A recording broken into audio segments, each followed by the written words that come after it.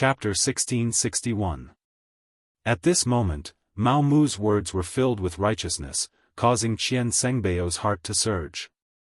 Indeed, Chao Jixiang was becoming more and more powerful, especially recently. Whenever he saw the emperor, even Qian Sengbao had to avoid him. This was not a good sign. If Qian Sengbao continued to develop, who knew if Qian Sengbao would replace him one day? If that was the case, then he would be completely finished. As a eunuch, he knew very well that if he continued to be an ordinary eunuch, perhaps no one would do anything to him. However, once he fell from a high position, it was impossible to even ask for a complete corpse. Of course, eunuchs were not complete people, let alone complete corpses. Cough cough. Qian Sengbao, who had been thinking about how to break out of this situation, did not expect Mao Mu to jump out. Although the two of them were not very close, the key was that Qian Sengbao's rank was high enough. He did not need to do much about this matter. He only needed to report it to the emperor and record it in the records. With the face of the 50,000 taels of silver and the ability to make Chao Jixiang unhappy, why would he be happy to do such a thing? The more he thought about it, the more advantageous it was for him. Looking at Mao Mu's expectant expression, Qian Sengbao finally made a decision. Alright, I'll mention this matter to the emperor tomorrow morning. Eunuch Mao, don't worry. Thank you for your guidance, Eunuch Qian. Mao Mu bowed like a subordinate. This made Qian Sengbao even more satisfied. The matter went very smoothly. Zhu Qizhen, who had rested at the empress's place for the night, woke up glowing in the morning. Using this opportunity, Qian Sengbao proposed to let eunuch Mao Mu take on the position of vice supervisor of the embroidered uniform guard. This is something that you, the head eunuch, should worry about. Just do what you think is feasible. Zhu Qizhen said casually. It was true that he relied on Chao Jixiang, but he had to be careful. Arranging a vice supervisor for them was a good way to keep them in check.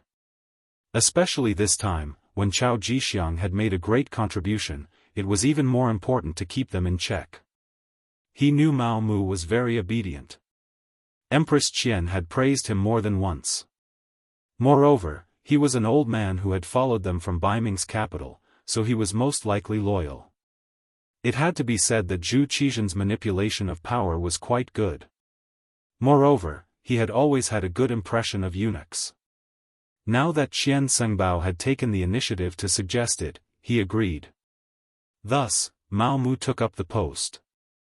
Yang Xie had already begun to transport all sorts of war resources from Crimson City to Laizhou Prefecture of Guangdong Province. The war was in the midst of preparations, and it seemed like it would erupt at any moment. Mao Mu's actions had to be faster. After receiving the appointment decree from monk Qian Bao, Mao Mu went to the embroidered uniform guard to take up his post. Mao Mu took the imperial edict to the embroidered uniform guard. All the important figures in the family, as well as some Qianhu and vice Qianhu, came out to greet the imperial edict. But when they found out that Mao Mu was going to be the deputy factory manager, the faces of the people who came to welcome them immediately fell. The entire welcome hall was quickly emptied, leaving only a deputy Qianhu named Wu Ben standing there. Mao Mu was not surprised that everyone had left because he already knew the current power structure of the embroidered uniform guard. The embroidered uniform guard commander Chao Zheng, Chao Jixiang's younger brother, was primary third rank. Commander Chao Yan, Chao Jixiang's nephew, was secondary third rank. Commander Chao Xian, Chao Jixiang's adopted son, was primary fourth rank. Commander Wen Jing, Chao Jixiang's trusted aide, was primary fourth rank. Guardian Chao Duo, Chao Jixiang's adopted son, was secondary fourth rank. Guardian Su Hui, Chao Jixiang's trusted aide, was secondary fourth rank, etc. All of these people had a very close relationship with Chao Jixiang. Mao Mu had already understood the situation before he came here. He didn't expect these people to have a better attitude towards him. However, there was still one person who had not left. This was outside of his expectations. Although it was only a deputy Qianhu, it was still very pleasing. You are Wu Ben? Mao Mu smiled as he looked at the only person who had not left and sat down on the main seat. Wu Ben noticed that Mao Mu was sitting on the main seat. That was the seat that only Chao Jixiang could sit on in the past. Even when Chao Jixiang was not present, his younger brother, the current commander Chao Zheng, did not dare to sit there. But now, Mao Mu sat on that seat naturally. Needless to say, his ambition was obvious. Seeing this scene, Wu Ben was even more determined to join Chao Jixiang. It was not for anything else, but because he had unintentionally offended Jianghu Chao Duo. This was Chao Jixiang's adopted son. Now, he was just waiting for Chao Jixiang to come back and deal with him. He had no other choice but to turn to any doctor in his desperation. Mao Mu was his life's hope. Other than relying on him, he had no other choice but to treat a dead horse as a living horse. So when Mao Mu asked, he did not stand and simply knelt on the ground. This little one is Deputy Jianghu Wu Ben. In the future, I am willing to serve Lord Mao. How could Mao Mu not know what he was thinking when he knelt in front of him? There was no need to guess the process. Presumably, he had offended someone in the Chao family, so he had to do this. Wasn't this what he wanted? Previously, he had been worried that there was no one by his side that he could use and needed to be promoted. Now that Wu Ben had taken the initiative to join him, it was a pleasant surprise.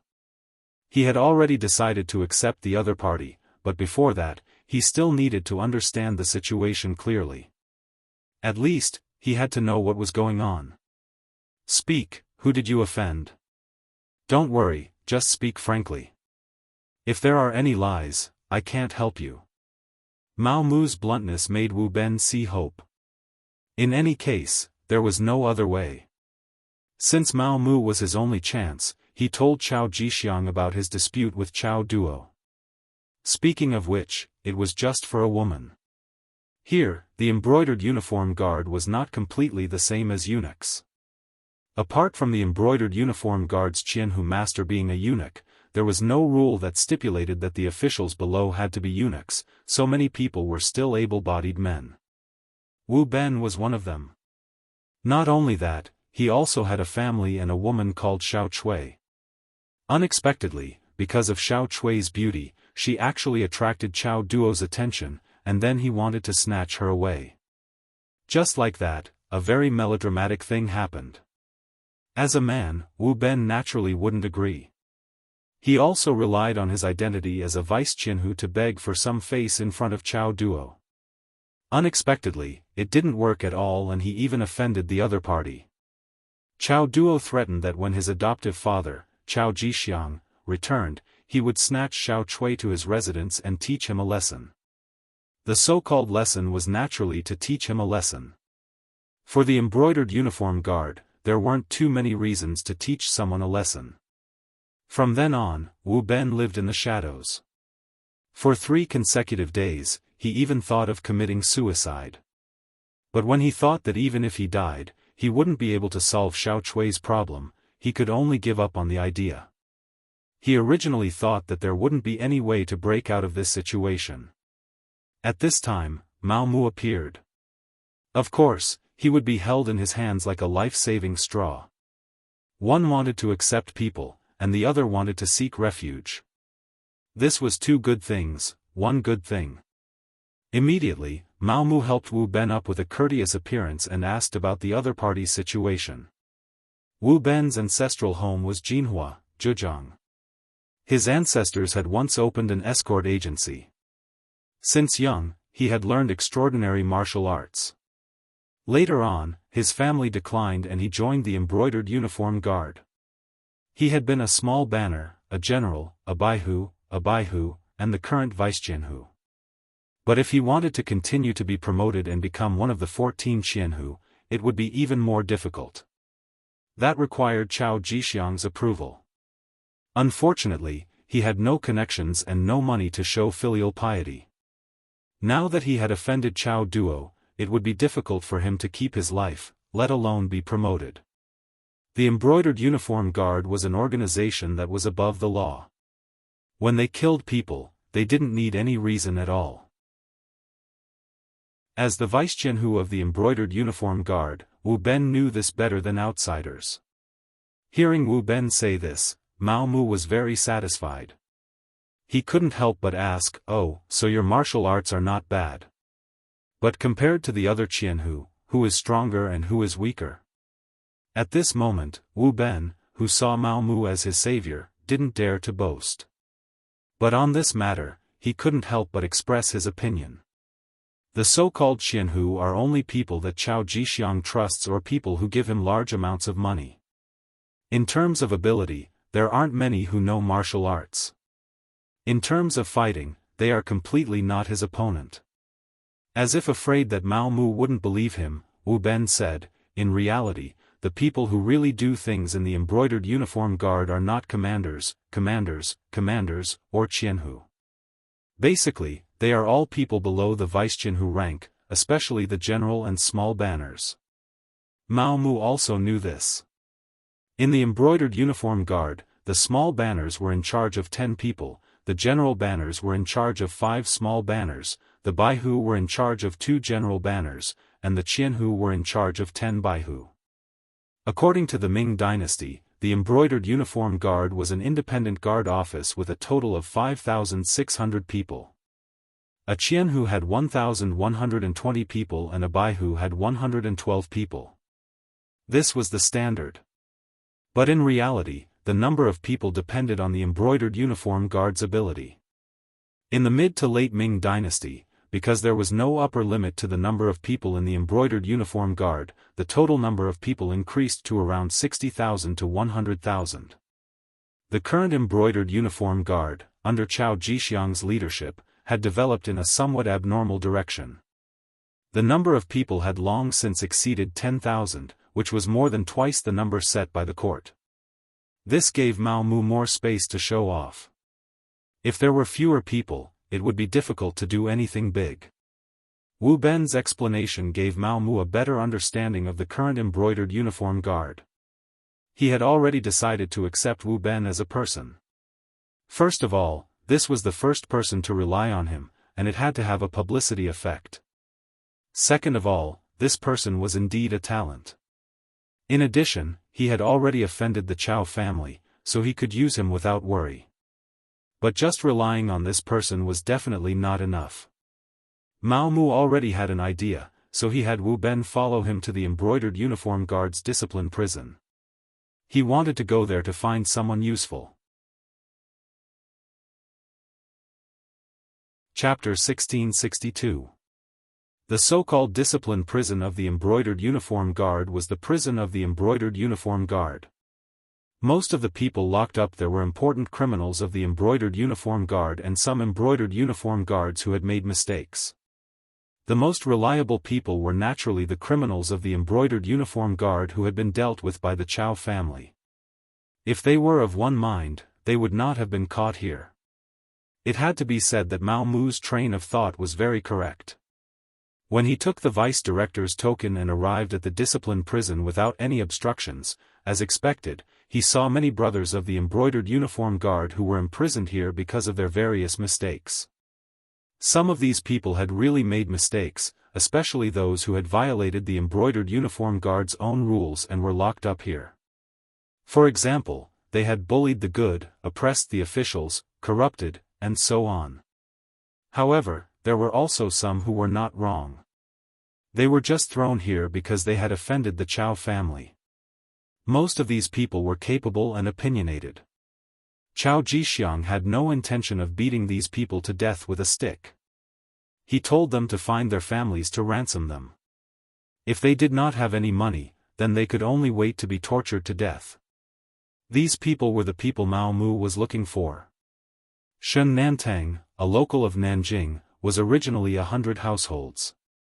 However, because he was soft-hearted and let go of the 2-year-old granddaughter of a criminal, he was caught here and punished according to the family's internal rules. The ransom was 200 taels. Speaking of this, it had to be said that Zhu Yuanzhang had set a set of salary standards in the 25th year of Hongwu. He had also stipulated that the salary would not change for the next 200 years of the Ming Dynasty. In other words, no matter how much the price of goods outside increased, the salary would still be the same. The officials of the Great Ming Dynasty were a bit better. They basically had some gray income. However, the people below them were sad. For example, 100 households like Shen Nantang only had a salary of 5 taels a month. This was because he had an official position, which was at least a 6th-rank official. Moreover, the ransom of 200 taels was equivalent to him not eating or drinking for 3 years. How could he possibly have the money to do so? He could only be locked up here. One could even imagine that if it wasn't for Mao Mu's appearance, he would probably never have appeared until one day, when he died in it. Since Mao Mu had appeared, Shen Nantang could naturally be saved. According to Wu Ben's explanation, this person's martial arts were not ordinary. He was also very famous in the entire embroidered uniform guards. He was even one of the top 5. If not for that, he would have been killed a long time ago for releasing the daughter of a serious criminal. Cao Jixiang was also a person who valued talent, which was why he wanted the ransom. Mao Mu naturally had to extend a helping hand to such a person. She had a conscience, and she had been played so badly by Cao Jixiang. If he didn't save her, who would? It was only 200 taels of silver. He took it out without any hesitation. Then, he named a few more people and recorded their ransom. Then, he asked Wu Ben to handle the procedures for them. Mao Mu wanted the prisoners and paid the ransom according to the rules, so the brocade guard official in charge of the discipline prison could only release the prisoners. In this way, a team was quickly formed. Besides Wu Ben, Mao Mu also had Shen Nantang, Luo Zhu, and a series of capable generals. After leaving the discipline prison, Mao Mu did not let them go home immediately. Instead, he first took them to an enormous restaurant in the Yingtian prefecture. First, he washed everyone, then gave each of them 100 taels of silver as a meeting gift. This was still not shocking. What was even more shocking was that Mao Mu proposed in front of everyone that he would make adjustments within the embroidered uniform guards. Wu Ben and Shen Nantang would become the new Jianghu.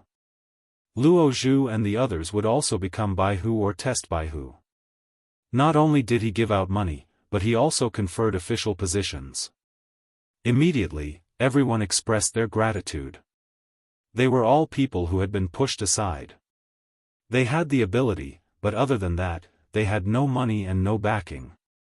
They had never thought that one day they would have a meteoric rise. Mao Mu's arrival made many of their wishes come true. In the time it took to eat a meal, he became the true master in everyone's eyes.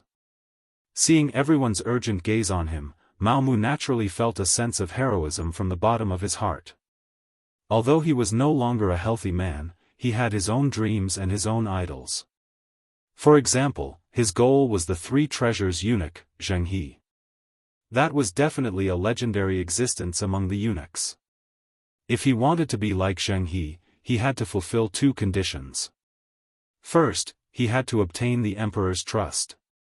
Right now, he had obtained Yang Qindong's deep trust, so he had fulfilled this condition. Second, he had to have the ability. If he could grasp the power of the embroidered uniform guards in his hands, wouldn't that prove it? Mao Mu, who had his own ideals, fully displayed the smooth side of a eunuch at the table. And everyone was excited because they had a new backing and a new goal. Everyone was a frustrated person. Most of them had even been waiting for death in the prison. Now, they could eat and drink here. Moreover, they had been told that a career and wealth were right in front of them. How could they not be excited? Even if Mao Mu wanted them to deal with the Chao family, no one would have any objections. Mao Mu cleverly did not give any orders to them, nor did he say that his backing was Yang Qindong. Everyone still had doubts about his ability and whether he could help them get promoted and seize power. He needed to settle the matter of the officials first. After eating and drinking to their fill, everyone left with a satisfied expression and returned to their homes. Now that they had money, they should buy some things for their homes and make some changes. Mao Mu also returned to the palace. He first went to the Empress Place to take a roll call. Seeing that there was nothing for him to do, he directly went to find Qian Sengbao. Ever since he received the 50,000 taels of silver from Mao Mu, the relationship between the two had become much closer. When he heard that Mao Mu wanted to see him, he naturally opened the door to welcome him. As expected, this time, he still sent money. Although it was not much, 15,000 taels of silver still made Qian Sengbao beam with joy. Qian Sengbao, the 10,000 taels of silver were given by Wu Ben and Shun Nantang. One of them is a vice Jianghu, the other is a baihu. They have enough qualifications. When they saw me, they asked if they could spend money to get promoted. I thought about it and thought that all the benefits could not be taken by Chao Jixiang, so I made the decision to agree for Qian Sengbao. There are also a few more, but they are all for Baihu and Zongqi.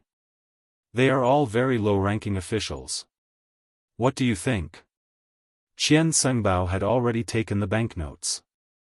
He asked curiously, "Are all the servants of the embroidered uniform guard so rich?" "Yes. I didn't know before." It can be seen how much money Chao Jixiang has pocketed. That's right, there are some officials below who also want to work for Qian Sengbao. They all waved banknotes to me, but I don't know if there will be such a thing in the future. When Mao Mu saw Qian Sengbao put away the banknotes, he knew that the matter of the two Qianhu had been settled.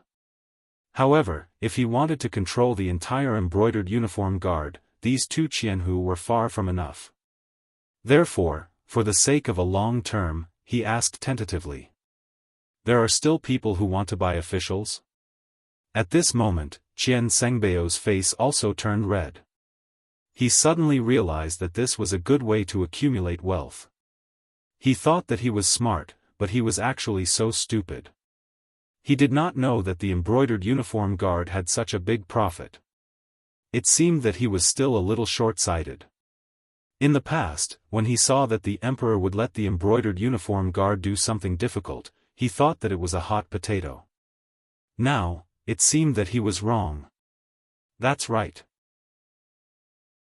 Not only do they want to buy Qianhu, if possible, they are also willing to pay money to buy the position of town supervisor, or even the position of advisor and advisor. You see. As Mao Mu spoke, he carefully observed the changes in Qian Sengbao's expression. Do they have that much silver? Qian Sengbao asked with even more surprise. Yes, this servant has asked. If Duke Qian agrees, a town supervisor will be 20,000 taels of silver, an advisor will be 50,000 taels of silver, and an advisor will be 100,000 taels of silver. Of course, a commander will be a little higher, 500,000 taels of silver. Mao Mu was still talking, but when Qian Sengbao heard 500,000 taels of silver, his eyes were already wide open. One had to know that after being the head eunuch for so many years, he had only saved 200,000 to 300,000 taels of silver.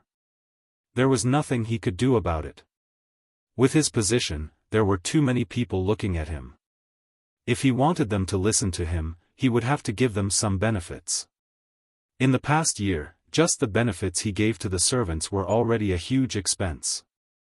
In a year, he would only get 20,000 to 30,000 taels of silver. Sometimes, when the emperor had some festive occasion, he would even have to send gifts. Once he received tens of thousands of taels of silver, after working hard for a year, he would spend all the gifts in one go. Now, Mao Mu had found a way for him to make money. He did a rough calculation. If he sold all these positions, he would probably get close to 1,000,000 taels of silver. This was something he never dared to think about.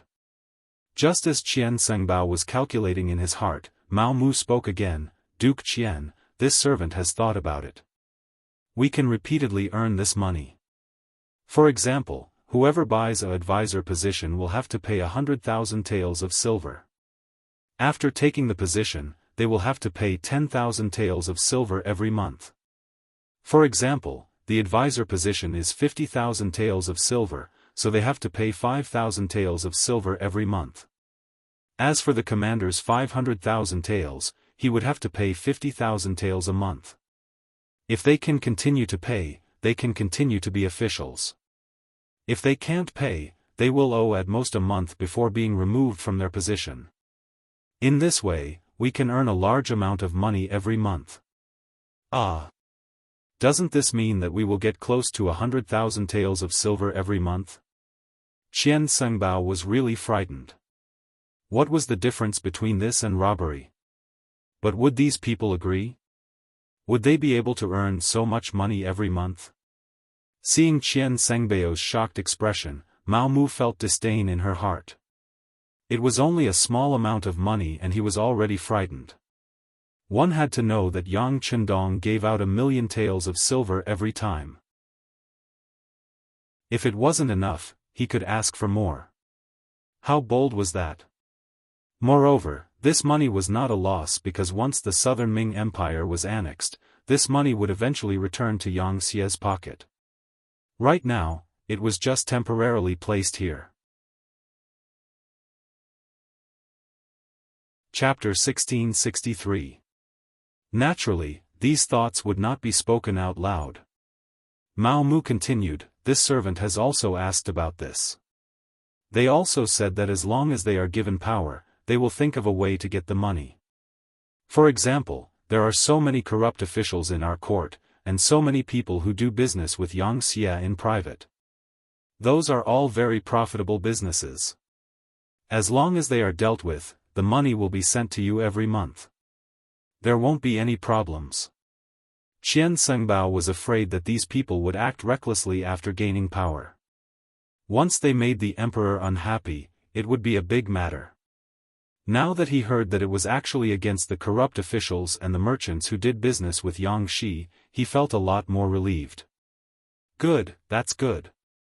Seeing that Qian Sengbao had agreed, Mao Mu struck while the iron was hot. Since that's the case, does Qian need to meet them? Well, I'll leave everything to eunuch Mao. This duke is relieved. Qian Sengbao thought about it and decided not to meet them. This way, if something were to happen, he could still shirk responsibility, but if they met. If he met them, some things were really hard to explain. This was also what Mao Mu wanted. Since that's the case, this servant will wait. I'm sure that after receiving the money, these people will thank Qian Sengbao. By the way, what rank can this official be sold to? There's no rush. Let's deal with the two Jianghu first and see their reaction. Qian Sengbao didn't know that something had happened to Cao Jixiang. He was still worried that this person would come back and cause trouble. If it was only two Jianghu, he could withstand this pressure. That's good. Mao Mu knew what Qian Sengbao was worried about. However, there were some things that he couldn't say out loud, so he temporarily agreed. But he knew that with this start, the rest of the matter would be easy to handle. He followed Qian Sengbao to draft the internal affairs report. For example, Qian Sengbao could basically appoint officials. This was one of his powers as the head eunuch. After receiving the internal affairs report written by Qian Sengbao, Mao Mu left the palace and went to the embroidered uniform guard factory. Shen Nantang and the others first took the silver back home to comfort their families.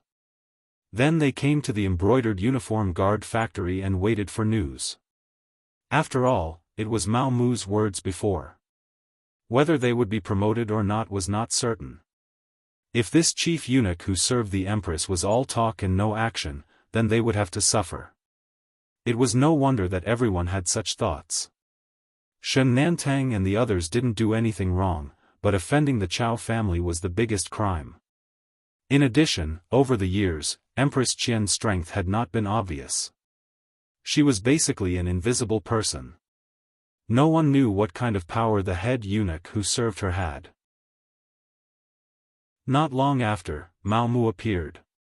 Seeing everyone standing here waiting for him, how could he not know what they were thinking? After chuckling, he took out the internal affairs reports written by the head eunuch, Qian Sengbao, and handed them to Shen Nantang and the others one by one according to their names. Sure enough, it was a decree of promotion. Seeing that they were still prisoners a few hours ago, but in the blink of an eye, they had become Jianghu, Baihu, Zongqi, and other officials with ranks, everyone was naturally excited. When they looked at Mao Mu, there was no longer any contempt in their eyes. Instead, they were burning with passion. At this time, Mao Mu put away the smile on his face and became very serious. This Gonggong has given you what this Gonggong promised. Next, it will depend on everyone's performance. Next, I will announce the mission. Shen Nantang, Wu Ben, Luo Zhu, and the others immediately straightened their bodies. They were like an army that was about to be inspected. There are 3 main missions. First, unite those who have been oppressed by the Chao family but have the ability. Of course, those who have the ability but are depressed can also be roped in. They can be allocated according to their ability. Those who have the ability to become Qianhu can become Qianhu. But remember, don't accept those who don't have the ability. If anyone wants to make up the numbers and is caught by this Gonggong, then whoever recommended them will also be guilty. They will also be abandoned by this Gonggong. Do you understand? This was something he had learned from Yang Chendong. Although Mao Mu had not done much work, the intelligence team that contacted him would often inform him of Yang Xie's actions and methods. From Mao Mu's point of view, the recommendation was the right thing to do. In this way, it could prevent the incompetent from being promoted to the position to the greatest extent. It was unlike the Great Ming Dynasty, where as long as one had connections and even gave money, one could become an official. Even if there was a problem in the future, it would be a scam to just say that they had made a mistake. Reporting to Gonggong Mao, we understand. Shen Nantang and the others immediately replied loudly.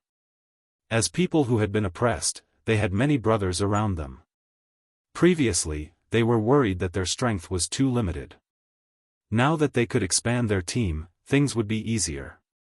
After finishing the first mission, Mao Mu began to talk about the second. The second mission is to keep an eye on the Chao family and find evidence that they are criminals. When the time is right, strike hard. Only then will you be able to truly stand out. In fact, there was no need for Mao Mu to say this. Shen Nantang and the others would do it. After all, they had suffered so much because of the other party. Now that they had a chance to make up for it, how could they be polite? Struggles had always been like this. It was either you die or I live. History had also proven that soft-hearted people could not achieve great things. Alright, let's talk about the third mission. In summary, there is only one word: obedience. Mao Mu's voice unconsciously became louder as he continued, what I want is obedience. As long as it is an order from me, you must unconditionally carry it out. On the contrary, as for other people's orders, you must not oppose them. The specific matters are up to you. This eunuch also wants to say that Qianhu is not the end of your career. As long as you have outstanding ability and make outstanding contributions, you can be promoted to the position of town protector, commander Qianshi, comrade, or even commander. After saying this, Shen Nantang and the others' eyes immediately widened. Commander. Although it was only a third-rank official position, the real power it held was something that even second-rank officials could not compare to. In the past, a fourth-rank official was an existence that they admired for life. They did not expect that they would have the opportunity to sit in that position. There was nothing to say. Next, they would strive for this goal until the end. As for the obedience that Mao Mu mentioned, no one had any resistance. Although the establishment of the embroidered uniform guard was more to serve the imperial power, in the end, they still had to obey someone. Mao Mu had freed them from the abyss of suffering and was one of the chief eunuchs of the palace. So if they obeyed Mao Mu, wouldn't that be the same as obeying the imperial power? As for what Mao Mu said, if there were other people's orders, no one should oppose them. That was just doing a superficial job of respect. The embroidered uniform guard was very good at this. So there was no need to teach them. Everyone knew what to do. After the 3 orders were announced, everyone began to get busy. Recruiting people and finding evidence was the focus of their work now. As for the powerful Chao family of the embroidered uniform guard, although everyone was still a little afraid in their hearts, when they thought about it, would they be fine if they did not become enemies with them? Since there would be a battle sooner or later, there was no need to be polite. Let's see whose methods were stronger. As long as Mao Mu could block Chao Jixiang's sharpness after his return, they had nothing to be afraid of. After all, these people were all capable people. Shen Nantang and the others could not take Chao Jixiang seriously because their status was not high enough to reach that level.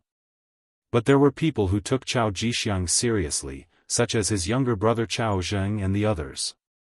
Chao Zheng and the others were very opposed to Mao Mu coming to the embroidered uniform guard to take up the position of deputy factory director. This was because there was no permanent position in the embroidered uniform guard. On the contrary, such a position would be added in some special times.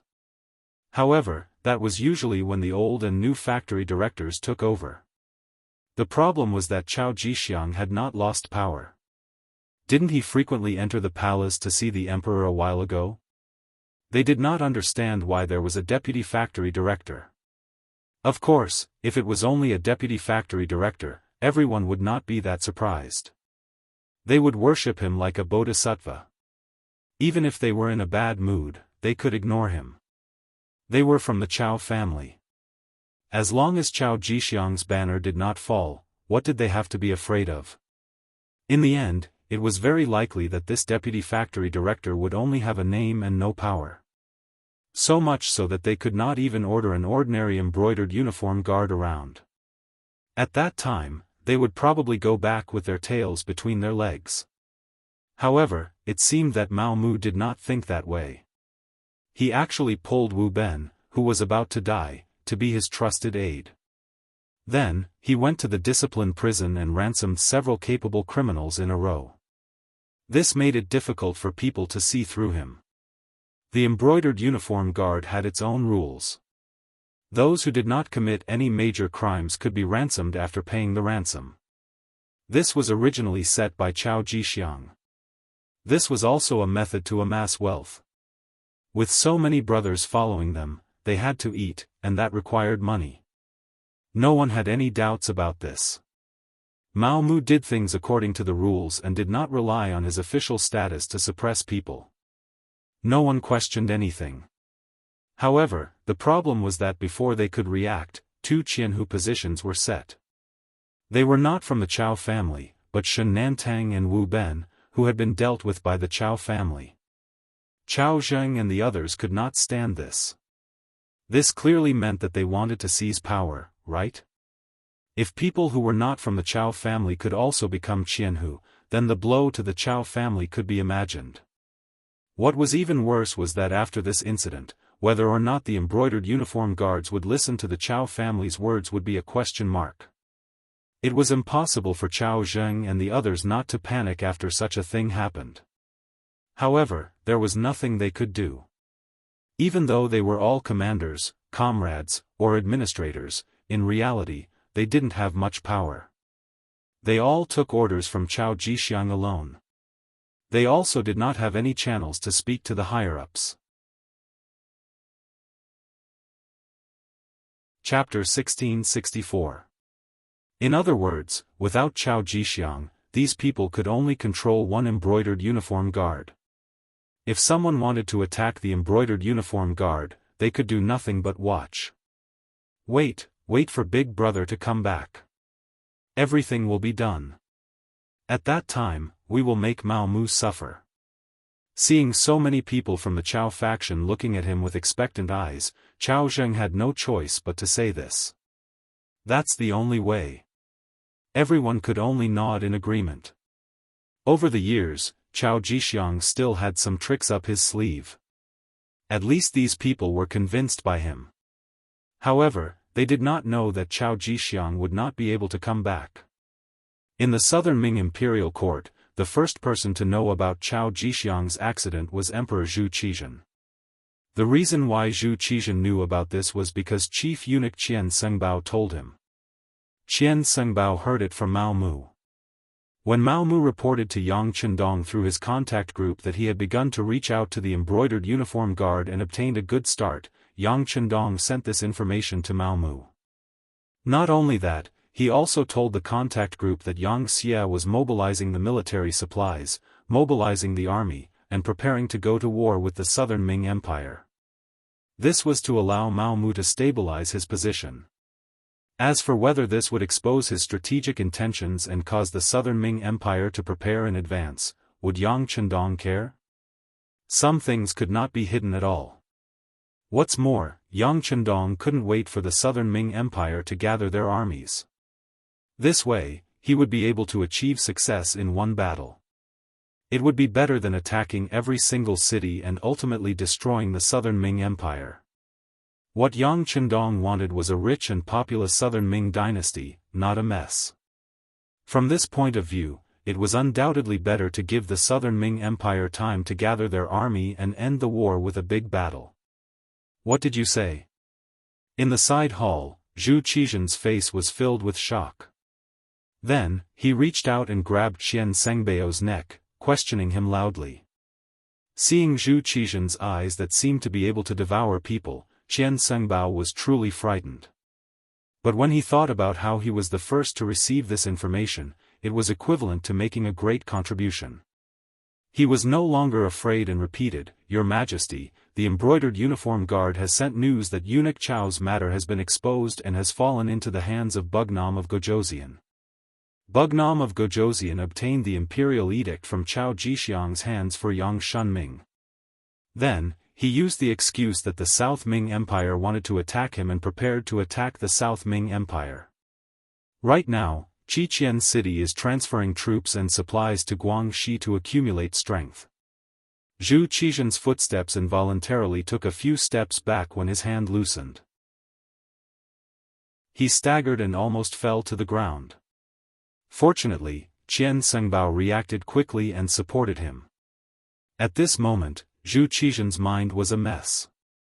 From Qian Sengbao's report, something really did happen to Chao Jixiang.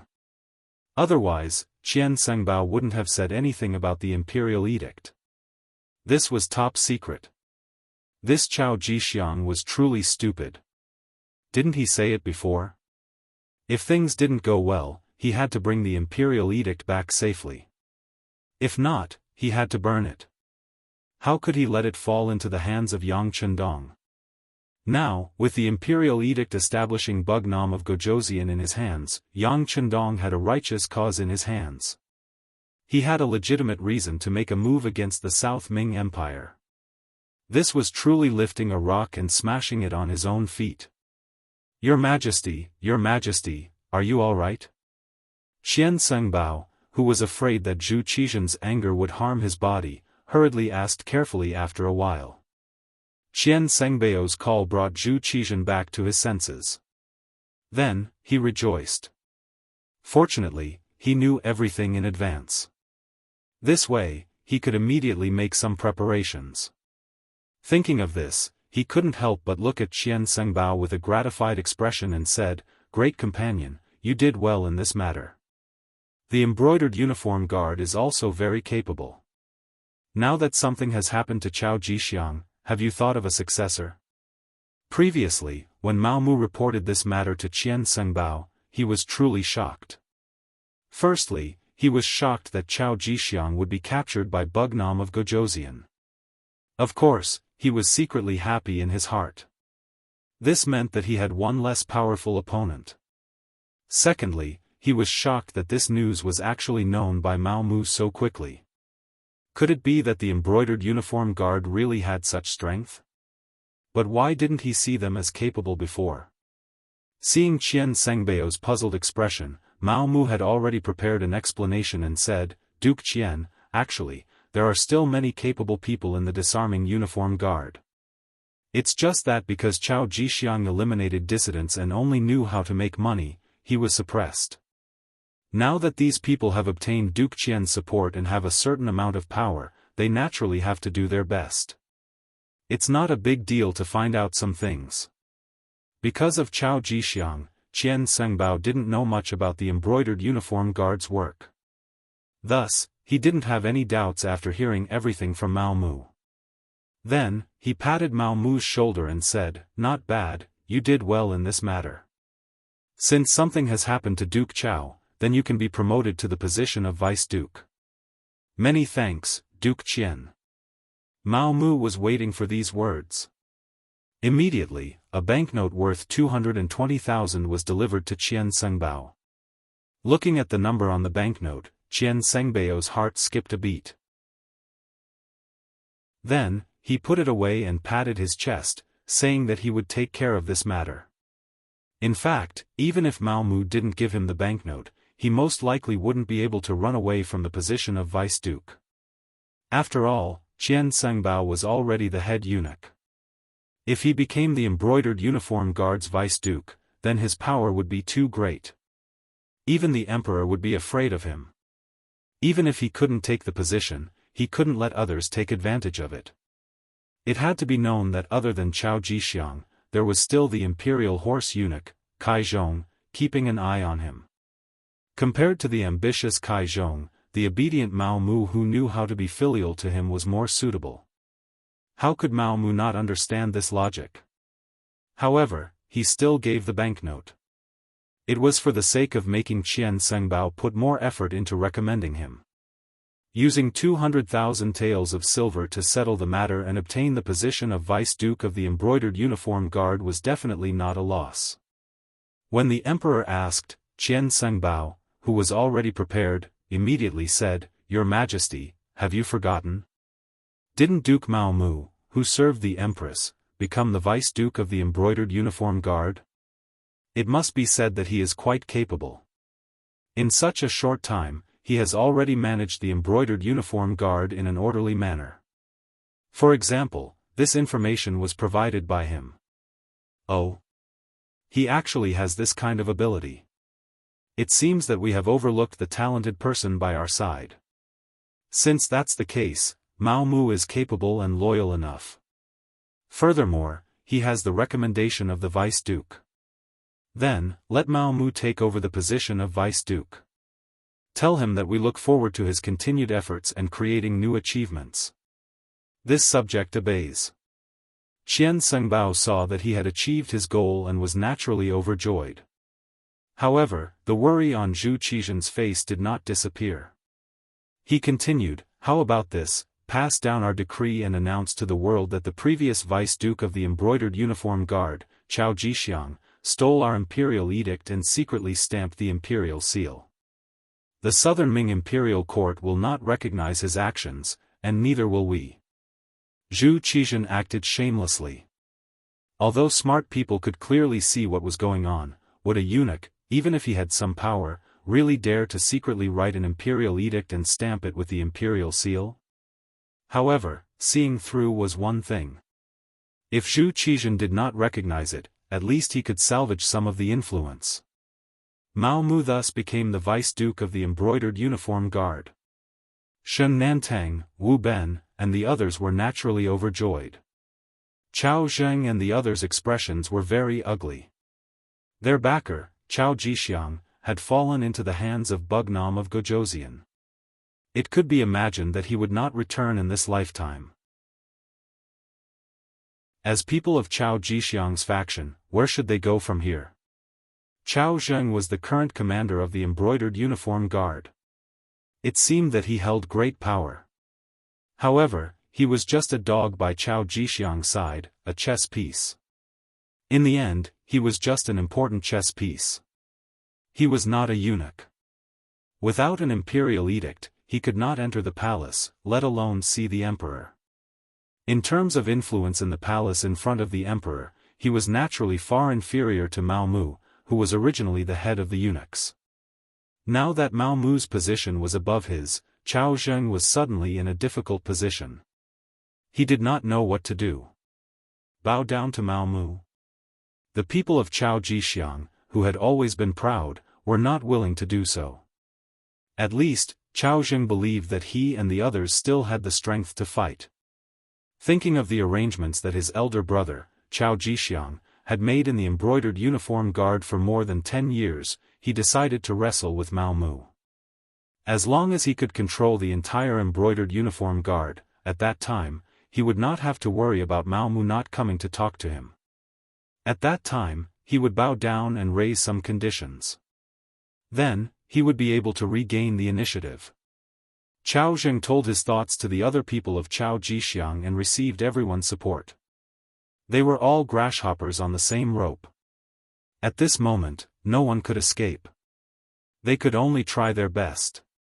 However, they had imagined themselves to be too powerful, and they had underestimated Mao Mu too much. Without power, without an official position, and without a strong economic foundation like Mao Mu, the result of the struggle was inevitable. In particular, after the embroidered uniform guard learned that Chao Jixiang had been captured by Bugnam of Gojoseon, the people who had been suppressed immediately began to have ideas. At this time, Shen Nantang, Wu Ben, and the others began to recruit people. They gave money and official positions. It was easy to imagine who would be willing to work for the Chao Jixiang faction. Not long after, not only did the people who had been suppressed stand on Shen Nantang's side, the neutral people also stood on Shen Nantang's side. Even some of the unimportant people in the Chao Jixiang faction began to have ideas and came to seek refuge. Moreover, they were not empty-handed. They had all sorts of evidence of corruption in the Chao Jixiang faction. Everyone kicks a man who is down. After nearly a month, the embroidered uniform guard began a bloody purge. Anyone who was a member of the Chao Jixiang faction or was related to the Chao Jixiang faction in the end became the target of the purge. Mao Mu was beginning to prepare for Yang Xie's entry in advance. He wanted to give Yang Xie a team that could fight, not a person who only held a position and did not do anything. Chapter 1665. The chaos within the embroidered uniform guard naturally didn't escape the eyes of the ministers, so they happily clapped their hands. For a long time, the existence of the embroidered uniform guard was like a sharp arrow suspended above the heads of the ministers, making them endlessly afraid. After all, you can guarantee that you won't make a mistake, but can you guarantee that your family won't make a mistake?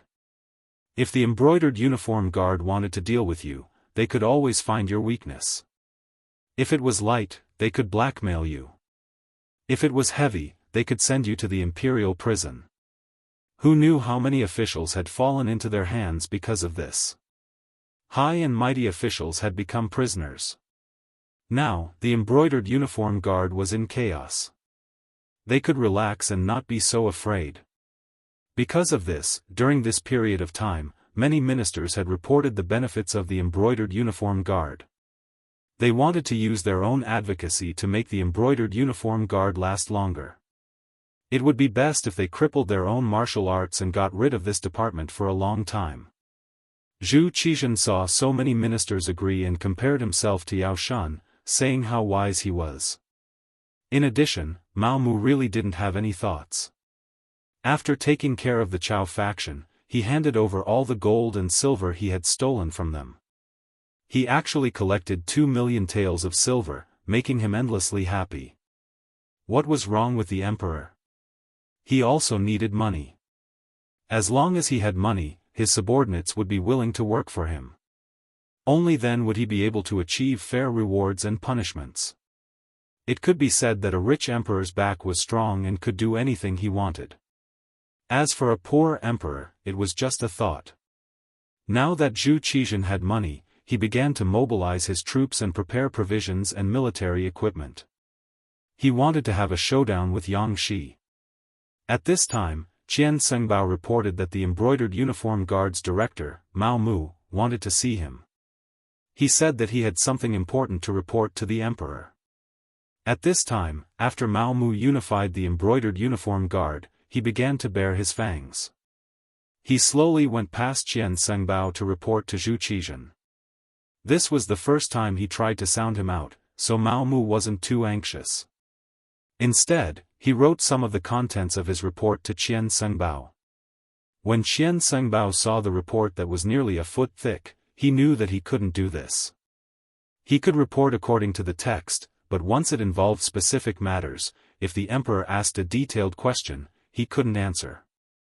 Thus, he took the initiative to ask Mao Mu to personally report to him. Faced with Qian Sengbao's request, Mao Mu naturally rejected it.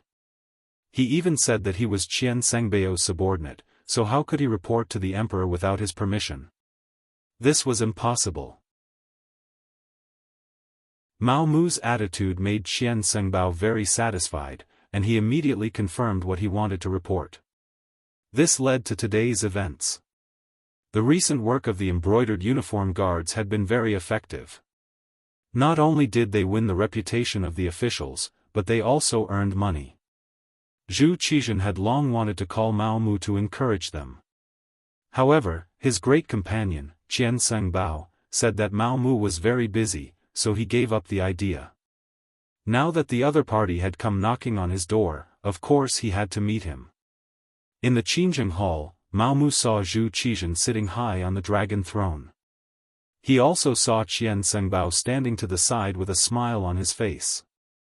For some reason, he always had a feeling that behind that smile was a hidden killing intent, as if he did not perform well, the other party would come to settle the score with him.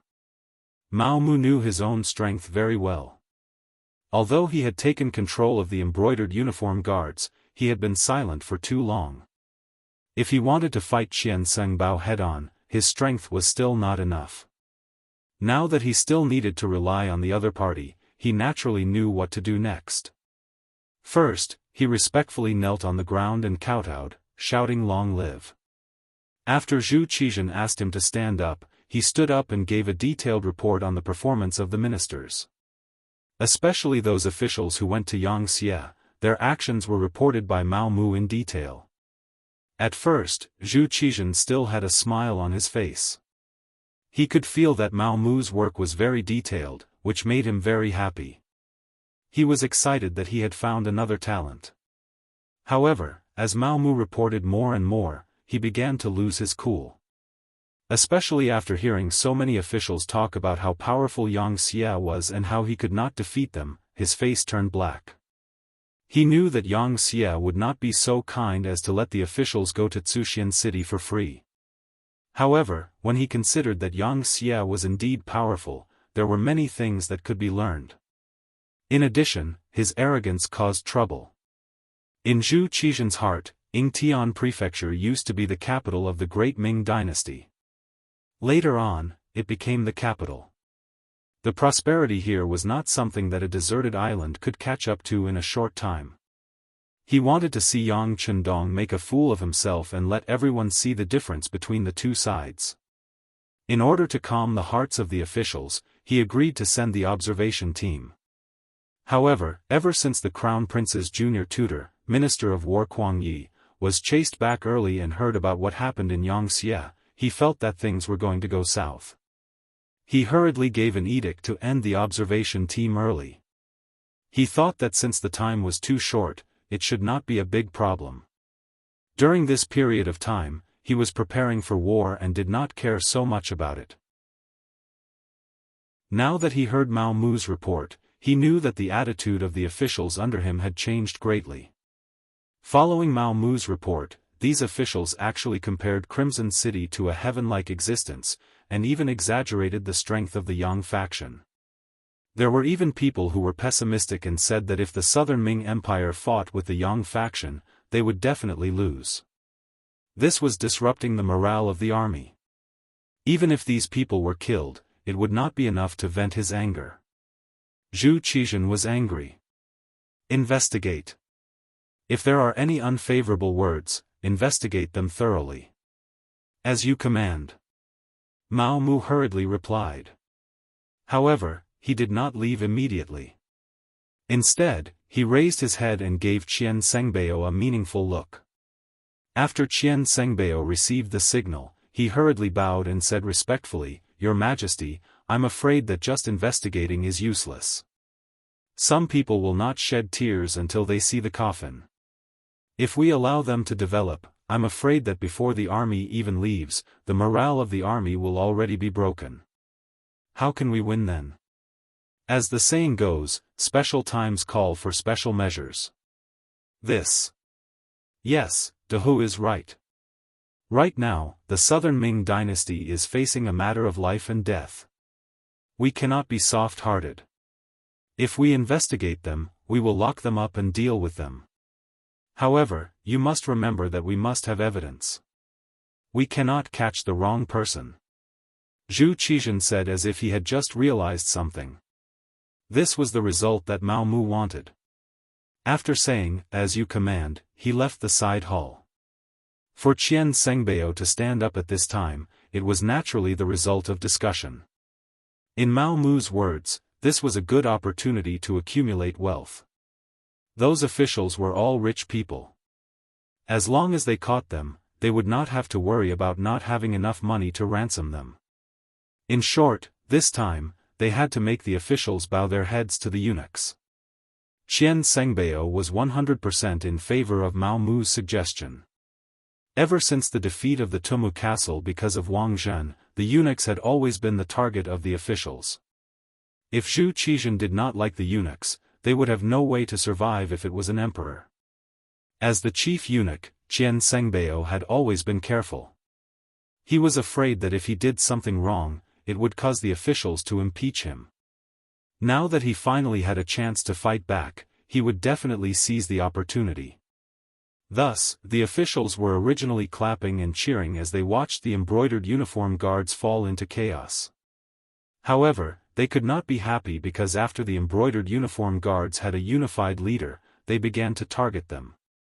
On the day that Mao Mu left the Qingjing Hall, 4 officials had their homes searched by the embroidered uniform guards. Among them, 1 was a 4th-rank official and 3 were 5th-rank officials. Although their ranks were a little low, it was already a clear signal. Soon, news spread from the palace. This was the start of the operation after Mao Mu, the new embroidered uniform guards, reported to the emperor. However, it was also said that Mao Mu only said that he wanted to investigate. It was Qian Sengbao who suggested to arrest the eunuchs. He also said that special times called for special measures.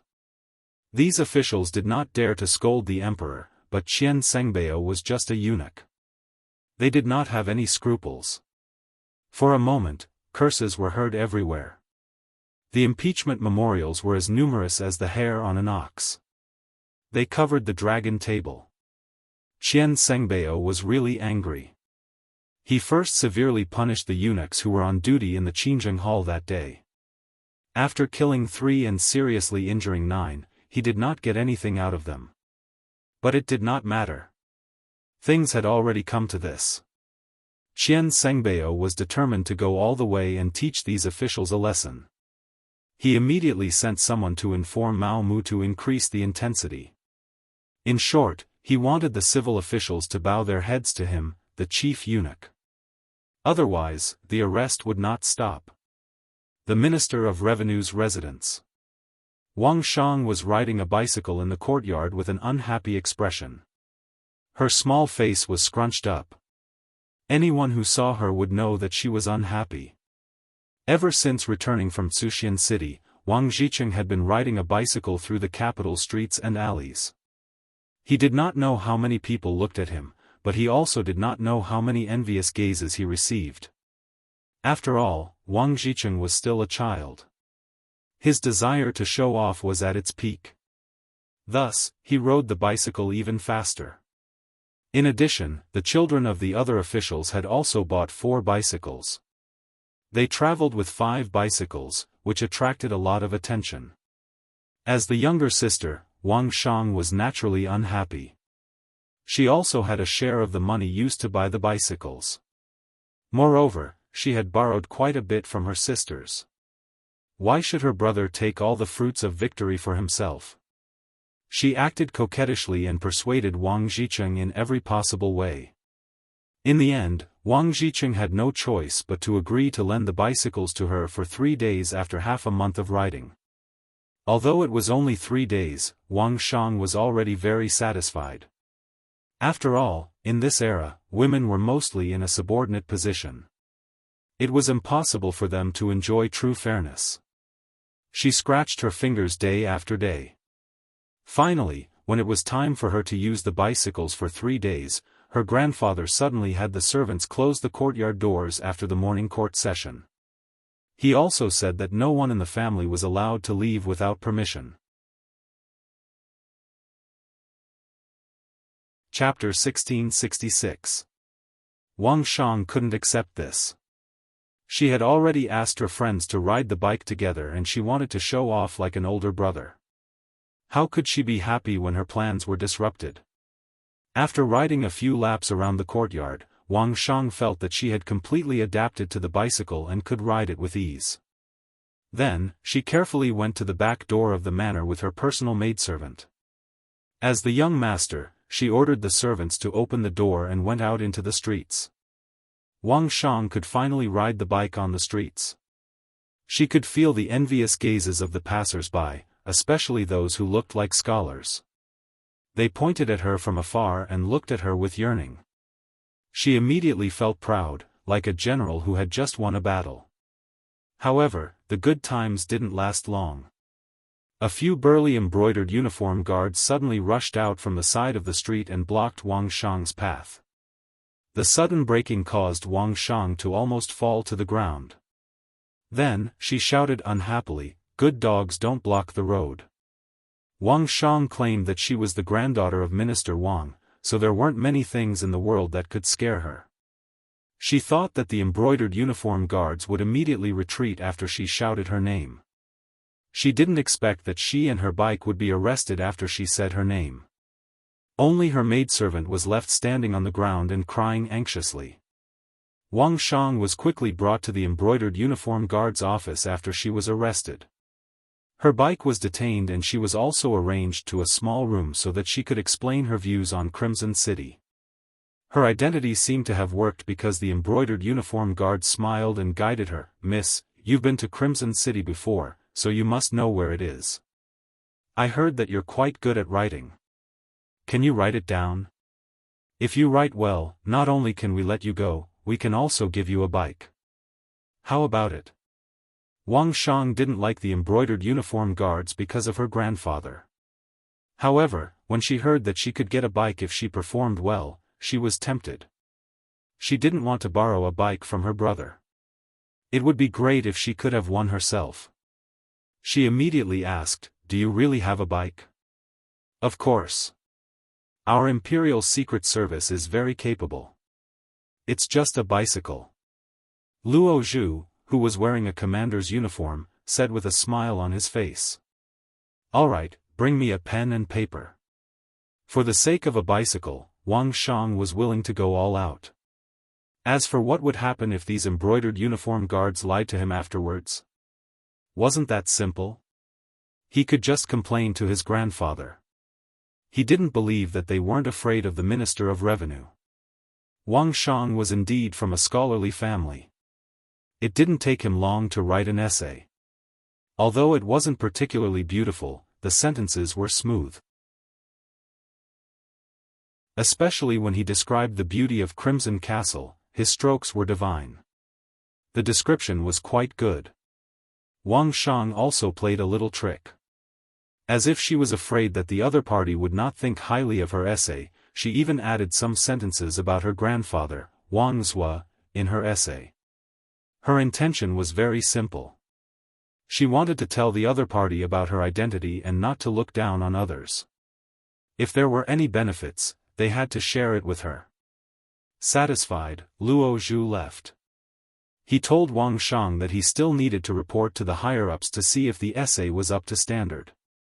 Then, they would consider rewarding him with a bicycle. Wang Shang was so happy that she urged him to hurry up. With this essay in hand, Luo Zhu went to find Shen Nantang, who had become a commander of the Imperial Secret Service. After the Chao family was expelled from the Imperial Secret Service, the people who had followed Mao Mu from the beginning were promoted. For example, Luo Zhu was promoted to a 4th-rank commander, and Shen Nantang was promoted to a 3rd-rank commander. Shen Nantang looked at Wang Shang's essay and couldn't bear to see it. Wang Zhua's reputation among the people was quite good. He wasn't greedy and didn't form factions. He was one of the few good officials in the southern Ming dynasty. However, there was no other way. It was eunuch Mao Mu's idea to trap the Wang family. Now, no one in the Imperial Secret Service dared to question eunuch Mao Mu. Mao Mu's status and influence in the Imperial Secret Service was far greater than Chao Jixiang's. This was all because Mao Mu thought about everyone and was willing to spend money. What he meant was that unless he gave the order, the Imperial Secret Service wasn't allowed to accept bribes. It was precisely because of this that the Imperial Secret Service was holding their chests high. This was because they didn't ask for help and didn't have anything that could be used against them. Of course, they had also paid a lot of money for Fu Mao Mu. In addition to not deducting a single cent from the wages of the Imperial Secret Service, he would also give everyone a monthly allowance based on their contributions. Last month, those who performed well received 120 taels. For the Imperial Secret Service, this wasn't just enough to feed their families. It was already a source of income. Since it was eunuch Mao Mu's order, Shen Nantang naturally had to follow it. Not to mention, the position of commander was there for everyone to see. Between him and Wu Ben, whoever performed well would be given that position. At this moment, he couldn't afford to make any mistakes. Bring those essays over. I'll give them to eunuch Mao. With a sigh, Shen Nantang finally bowed his head to reality. There was nothing he could do. This was the sorrow of a small figure. He didn't do things according to his own will. Very quickly, the essays were delivered to Mao Mu. After briefly reading through them, he went straight to the Hall of Diligent Government. After this period of hard work, he now had the qualifications to report to Zhu Qizhan alone. It was the same treatment as Chao Jixiang in the past. Although he had the treatment, Mao Mu still kept a low profile. When he entered the side hall, he saw that Qian Sengbao was on duty. He quickly bowed and explained his purpose. In the end, he didn't forget to add, "Eunuch Qian, next month's allowance will be sent to you in 2 days." He. Qian Sengbao's face was full of smiles. That was tens of thousands of taels of silver. In his eyes, Mao Mu was undoubtedly a god of wealth. Although he was curious about where the other party got the money, no matter what, it was enough that the money was sent to him. Why would he care so much about it? Oh right, have you thought about who to give the position of commander to? Qian Sengbao couldn't help but ask. That was an income of 500,000 taels of silver. How could he not be anxious? Eunuch Qian, you also know that both Wu Ben and Shen Nantang have performed well. In order to give them more motivation, this matter has to be delayed. Of course, the money will definitely be sent in the end. It's just a matter of a month or 2 to show filial respect to you. Mao Mu explained with a smile. It's fine. This eunuch is just asking. Qian Sengbao smiled politely and then said, "All right, His Majesty is still waiting for you. Quickly go and do your job." Yes. Mao Mu bowed again. Only then did he tidy up his clothes. After seeing that there were no problems, he strode into the side hall. After Mao Mu sent the articles in front of Zhu Qizhan, it only took a short while for a roar to be heard. You dare to care about these officials? You're taking the salary we give you and not doing your job properly. Instead, you're thinking about the good of others. Hateful. Mao Mu lowered his head and picked up the articles scattered on the ground. After waiting for Zhu Qizhan to calm down a little, he asked tentatively, "Your Majesty, what should we do next? Arrest them?" Facing this question, Zhu Qizhan's face revealed a pained expression. He had already seen it. These articles were basically written by the officials of the court, and even the descendants of important officials. Didn't that mean that these important officials were unreliable? If they really arrested people based on the list of people who wrote the articles, the Southern Ming Empire would be in chaos for a while. However, they couldn't not arrest them. These people's hearts were no longer with the Southern Ming Empire. If they continued to be put in important positions, it would only be more dangerous. As the saying goes, a short pain is better than a long pain. Take it. Take all the people in this article. Take all their backings and investigate them thoroughly. But remember, don't use torture to extort confessions. You should know your limits. You're also an old person in the palace. Hee, Mao Mu, you've done well recently. Zhen is very pleased. After Zhu Qizhen vented his anger, he looked at Mao Mu with admiration in his eyes. This person was able to do things so beautifully in such a short period of time and obtain information that could be used against those officials. His methods were truly outstanding. Why didn't he realize that this person was a talent before? Mao Mu knelt on the ground gratefully and quickly kowtowed. This is all because of your Majesty and Empress teachings. This servant should do his duty. Alright, you can rise. You're really good. In the future, you can call yourself a subject in front of Zhen. There's no need to call yourself a servant. Zhu Qizhen laughed and gave Mao Mu another privilege. Don't look at this simple title. In the entire group of eunuchs, only 3 people could call themselves subjects.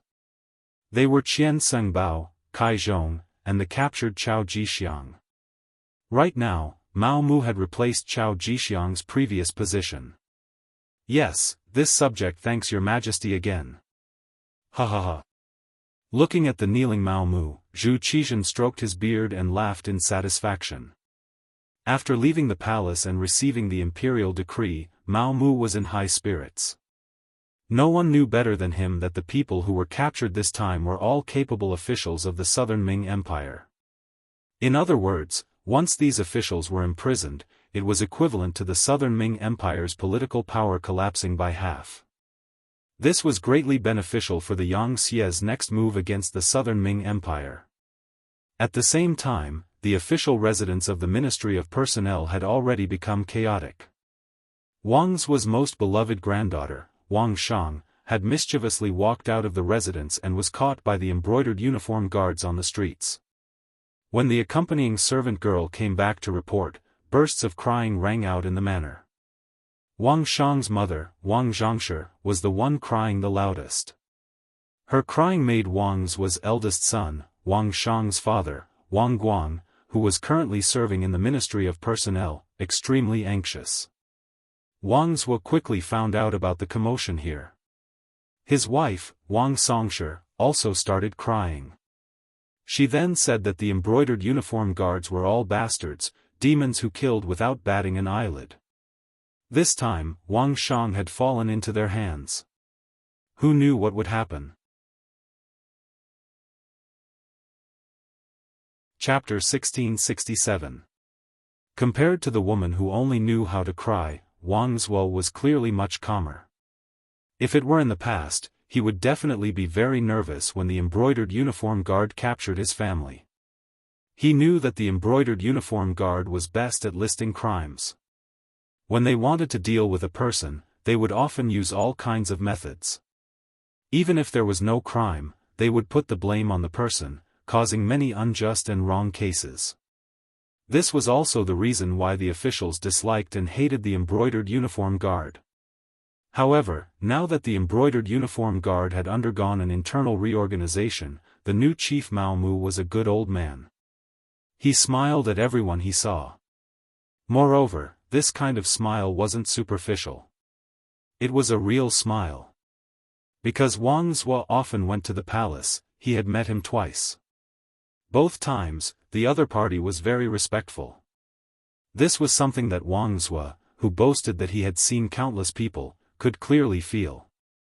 The embroidered uniform guard had changed its leader, so its style should also change. Even so, the outcome of Wang Shang's capture might not be so bad. Wang Zhuo comforted himself in his heart. He was still wondering if he should go to the palace or directly ask the embroidered uniform guard for Wang Shang. With his status as a minister, in addition to his influence and seniority in the court, Mao Mu would definitely give him face.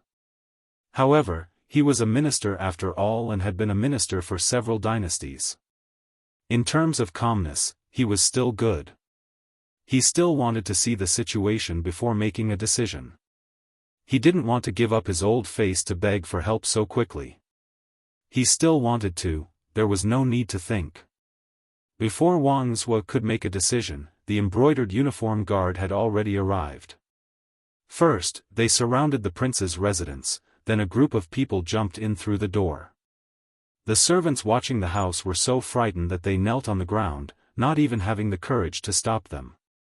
Compared to before, the current embroidered uniform guard brothers had undergone a huge change. They didn't do the dirty work of extortion and framing anymore. With money, their abilities could be put to use. The current embroidered uniform guard no longer muddled along and waited for death. Each of them was an expert and very brave. More importantly, Mao Mu no longer deducted everyone's salary. He also did his best to satisfy the embroidered uniform guard brothers in terms of equipment. In the past, because of the lack of money and the greed of the Chao family, the low-level members of the embroidered uniform guard often didn't even have the money to change their clothes. Therefore, sometimes, they would wear tattered flying fish suits to carry out missions to make people feel to look very down and out. Unlike now, the flying fish suits are all over the place. Since they were in a good mood, their complexion was good, and they were all skilled in martial arts. As soon as they appeared, they gave me a feeling of elites and a murderous aura. Frightened by the embroidered uniform guard's imposing manner, no one dared to stop them. When the group of people arrived at the Wang family's courtyard, Shen Nantang shouted, "Is there anyone in charge? Come out and answer me." This time, Shen Nantang came to the prince's mansion to invite Minister Wang. This was enough to prove that the embroidered uniform guard valued this minister. Soon, the sound of footsteps could be heard. The members of the Wang clan's various courtyards, including the servants, and guards, all walked out. Walking at the front was an elderly man, but judging from his calm footsteps, although this person was very old, his aura and spirit were still very strong. Needless to say, only the Minister of Revenue, Wang Zhuo, could have such an imposing aura in the prince's residence. Wang Zhuo walked straight until he was 5 or 6 steps in front of Shen Nantang and the others. Then, he said in a voice that was neither servile nor overbearing, "This official is the Minister of Revenue, Wang Zhuo. May I know your name?" Shen Nantang naturally knew Wang Zhuo. The embroidered uniform guard had detailed information about these important ministers. Therefore, when he saw the person in charge, he first cupped his hands and bowed. Then, he put down his hands and put his right hand on the embroidered spring saber at his waist, saying, "Minister Wang, this humble one is the embroidered uniform guard's minister Shen Nantang. This time, I am acting on imperial orders. I hope Minister Wang can cooperate." As he spoke, Shen Nantang took out a secret order and presented it in front of Wang Zhuo. Reaching out to take it, his eyes fell on the secret order. Seeing that it was the emperor's decree and was stamped with the imperial seal, he knew that the matter could not be changed. Wang Zhuo's brows were tightly knitted together.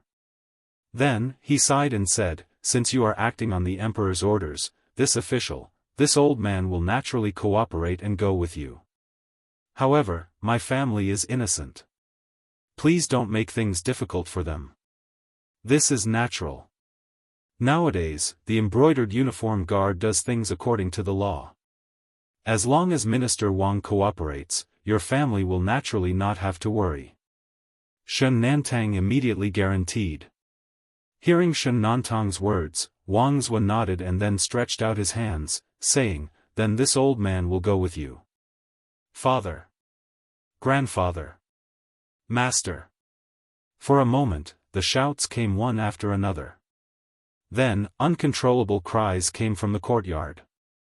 Clearly, everyone could see that this time, the embroidered uniform guard had come to capture Wang Zhuo. Without this pillar of support, half of the Wang residents would collapse. "What are you crying for? This old man is just being asked to assist in the investigation. It's not like I have already been convicted." Wang Zhuo was not satisfied with his family's performance. His gaze fell on his eldest son, Wang Guang, and said, Guang, father is not here. You have to take care of the family. Take care of your mother, brother, and children. Yes, father, don't worry. Wang Guang also said with tears in his eyes. Okay, let's go. Wang Zhuo knew that at this time, it was meaningless to say anything more. It was better to leave immediately. He said to Shen Nantang, Shen Tongji, let's do it. Seeing that Wang Zhuo was very cooperative, Shen Nantang's eyes showed that he could not bear to see him like this. There's no need to use tricks.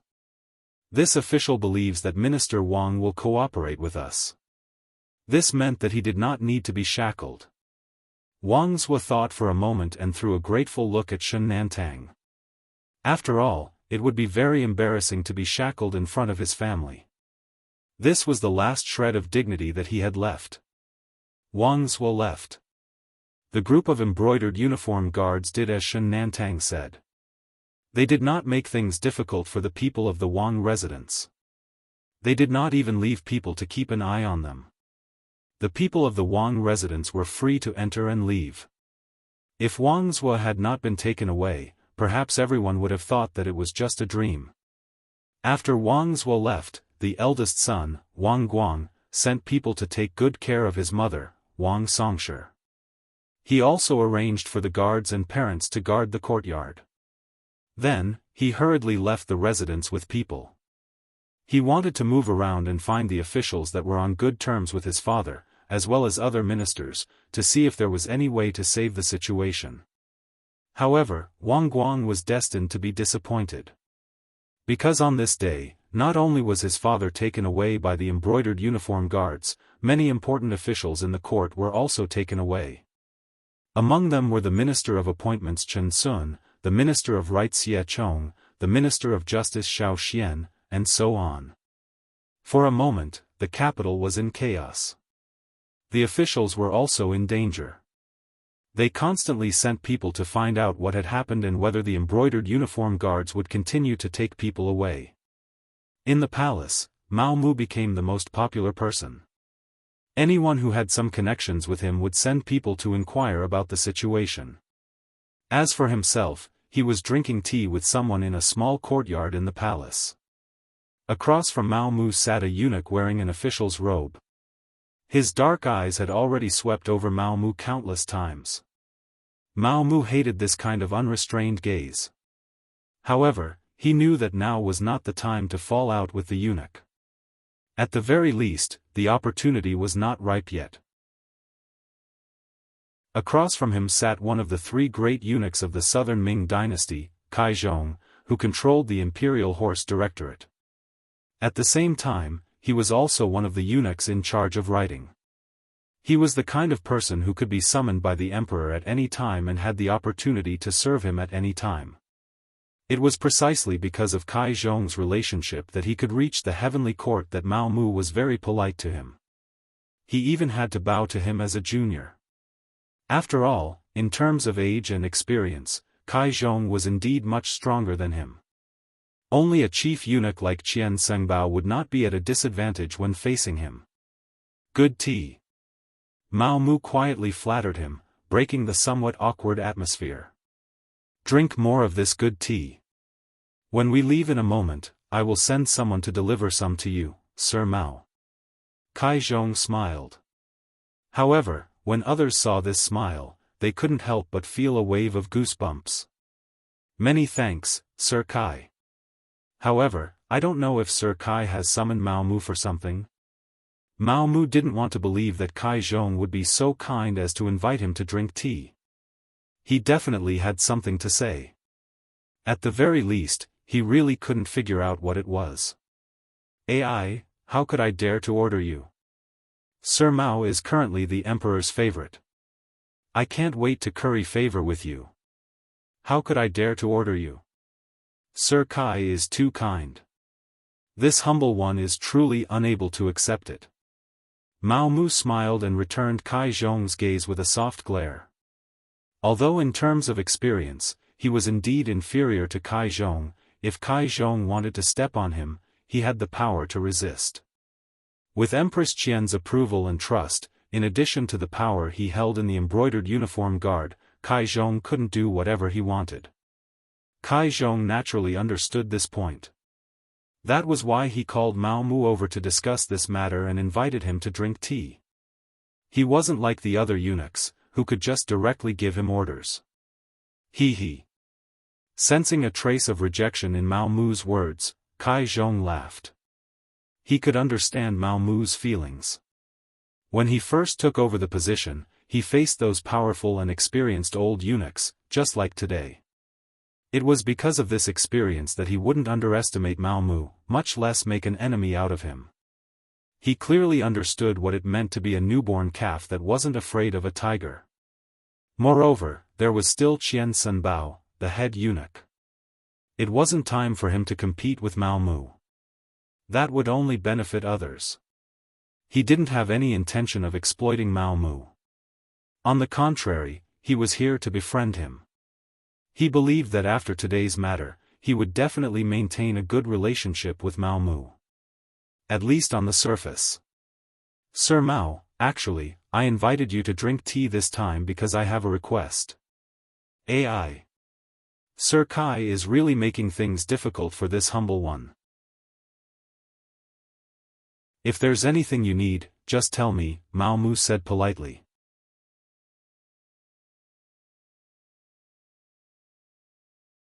Chapter 1668. Good, straightforward. Since that's the case, I'll be frank. Today, the embroidered uniform guard has used thunderous methods to capture people, and the people they've captured are all officials of the observation mission heading to Crimson City. Right now, the streets are in an uproar, and everyone is in danger. Some officials came to beg me, hoping that Duke Mao would be merciful. However, I don't know if Duke Mao would give me some face. Of course, I understand the rules and won't make things difficult for you. The so-called understanding the rules naturally meant giving benefits. Mao Mu was very clear on this point. It was still the same sentence. What was the point of the eunuch turning into this androgynous appearance? Wasn't it just to earn more money? With money in hand, anything was worth it, and there was nothing to fear. After understanding that the other party had come to beg for mercy, Mao Mu's anxious heart relaxed. He was truly worried that the other party might have found out something. Although the contact group that Yang Chendong had arranged for him was unknown even in the Yangtze, it was still in the capital. But after all, this group lived in the capital. If someone wanted to investigate, no one could guarantee that they wouldn't give themselves away. Especially since he had become more and more high-profile recently, there were probably many people secretly investigating him. Kai Zhong was a veteran eunuch of power, and he was also in charge of the Imperial Horse Directorate. He had the power to mobilize troops and countless capable people under his command. Who knew if he had received some information that could threaten him? Mao Mu had been worried about this. If that was the case, then he would have to fight even if he couldn't. It was just a pity that he couldn't complete the mission that Yang Chendong had given him. Now that he knew that Kai Zhong had a favor to ask of him, he could finally put down his anxious heart, and his expression became much more relaxed. However, this small change fell into Kai Zhong's eyes. Which of the eunuchs with power wasn't worry-free? Which of them wasn't an expert at reading people's expressions? When Mao Mu relaxed, Kai Zhong's gaze locked onto him. However, he didn't immediately ask, but he was certain that Mao Mu had a secret that he couldn't let others know. Mao Mu didn't know any of this. He was still interested in asking who had the face to invite eunuch Kai. I'm sure Duke Mao knows this person as well. He's the current Minister of Works, Wei Luo. He's also a member of the Observer Group. Although he didn't do anything wrong, it's better to be safe than sorry. He still entrusted himself to our family and is willing to pay 20,000 taels of silver to ensure his safety. What does Duke Mao think about this? Kai Zhong chuckled as he hid what he had just discovered in the depths of his heart and spoke with a smile. Upon hearing that he was pleading for Wei Luo, Mao Mu had a plan in his heart. This time, the Southern Ming Empire had indeed put in a lot of effort in sending the observation team to Crimson City. The fact that all 6 ministers were present was enough to prove everything. Among them, the Minister of War, Kuang Yi, had been sent back halfway because he had angered Yang Chendong. The other 5 ministers had observed the entire process. Now, 4 of the 5 had already been invited to the embroidered uniform guard, leaving only Verlo, so it was no wonder that he was nervous. However, Mao Mu had no intention of dealing with Verlo. After returning from Crimson City, Verlo had privately said that Crimson City was very powerful, that Yang Xia was very powerful, and that the Southern Ming Empire couldn't compare. However, Verlo's abilities were truly limited. Under his leadership, the Ministry of Works hadn't made much progress in the past few years, and the cannons they were building were still solid shells. Verlo's strength lay in flattery, using his high position to seize power and amass wealth. During his time in charge of the Ministry of Works, a few capable officials had been suppressed. How could such people be Mao Mu's target? He clearly knew that Yang Chendong's orders were to arrest all capable officials and disrupt the upper echelons of the Southern Ming Empire's political power. Mediocre officials like Verlo naturally wouldn't be affected.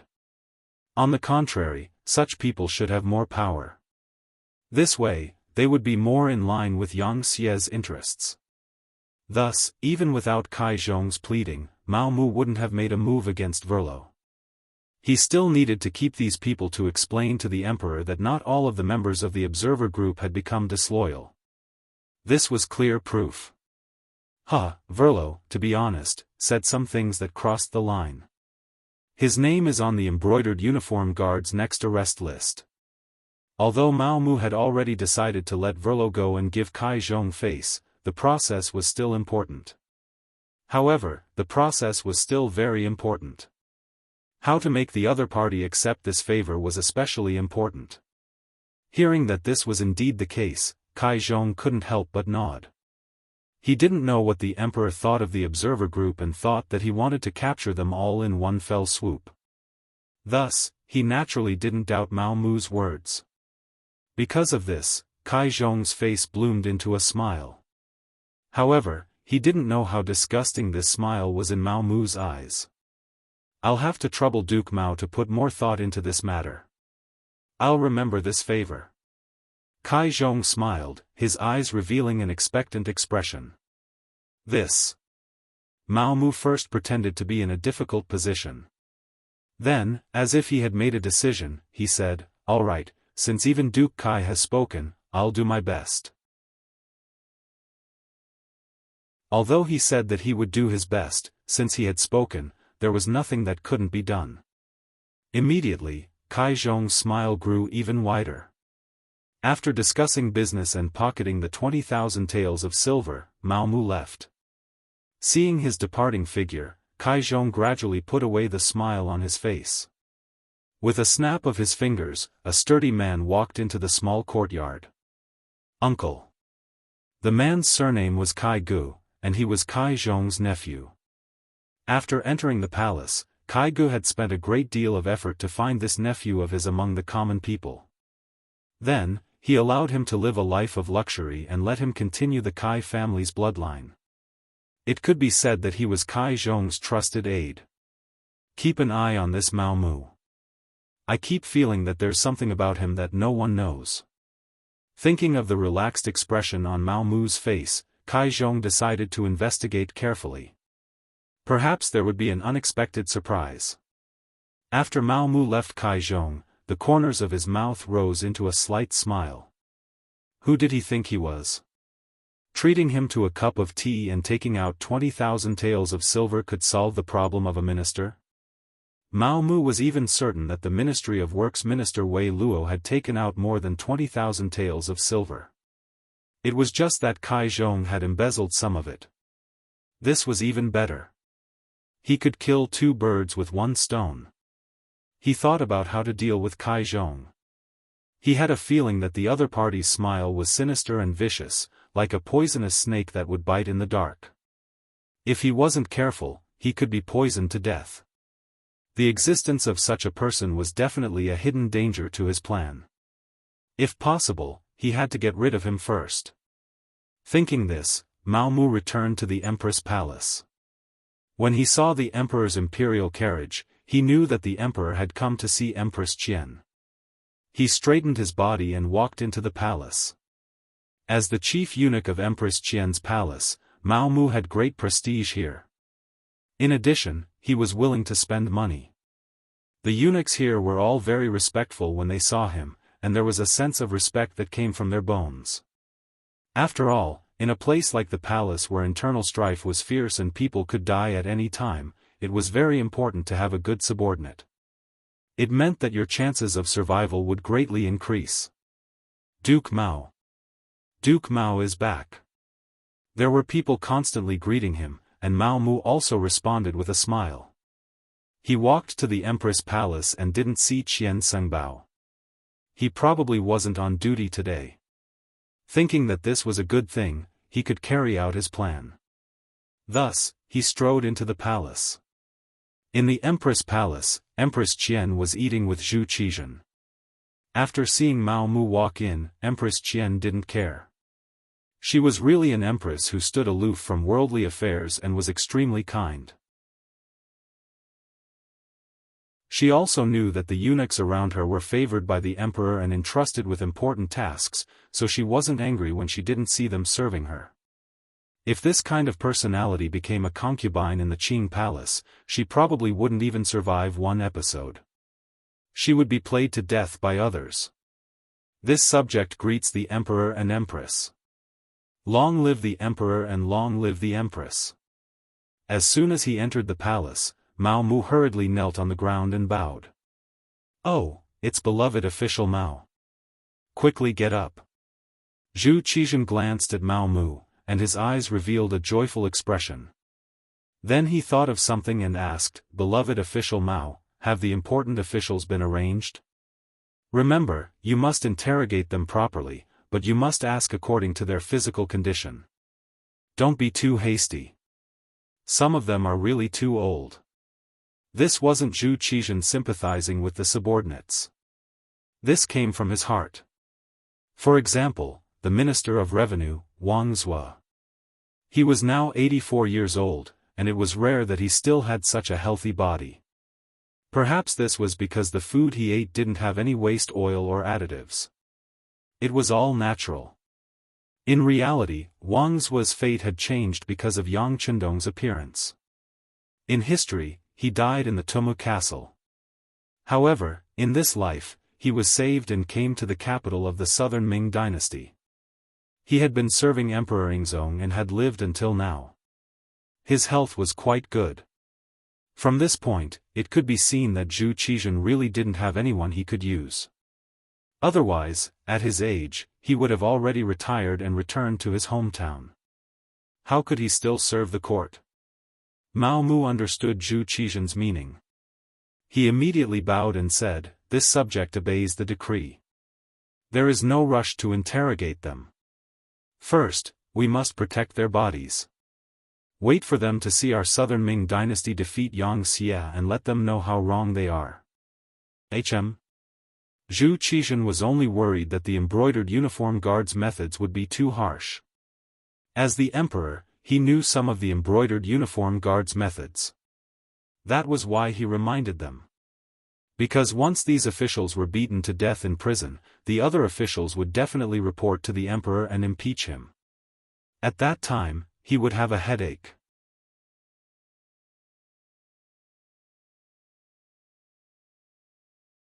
Chapter 1669.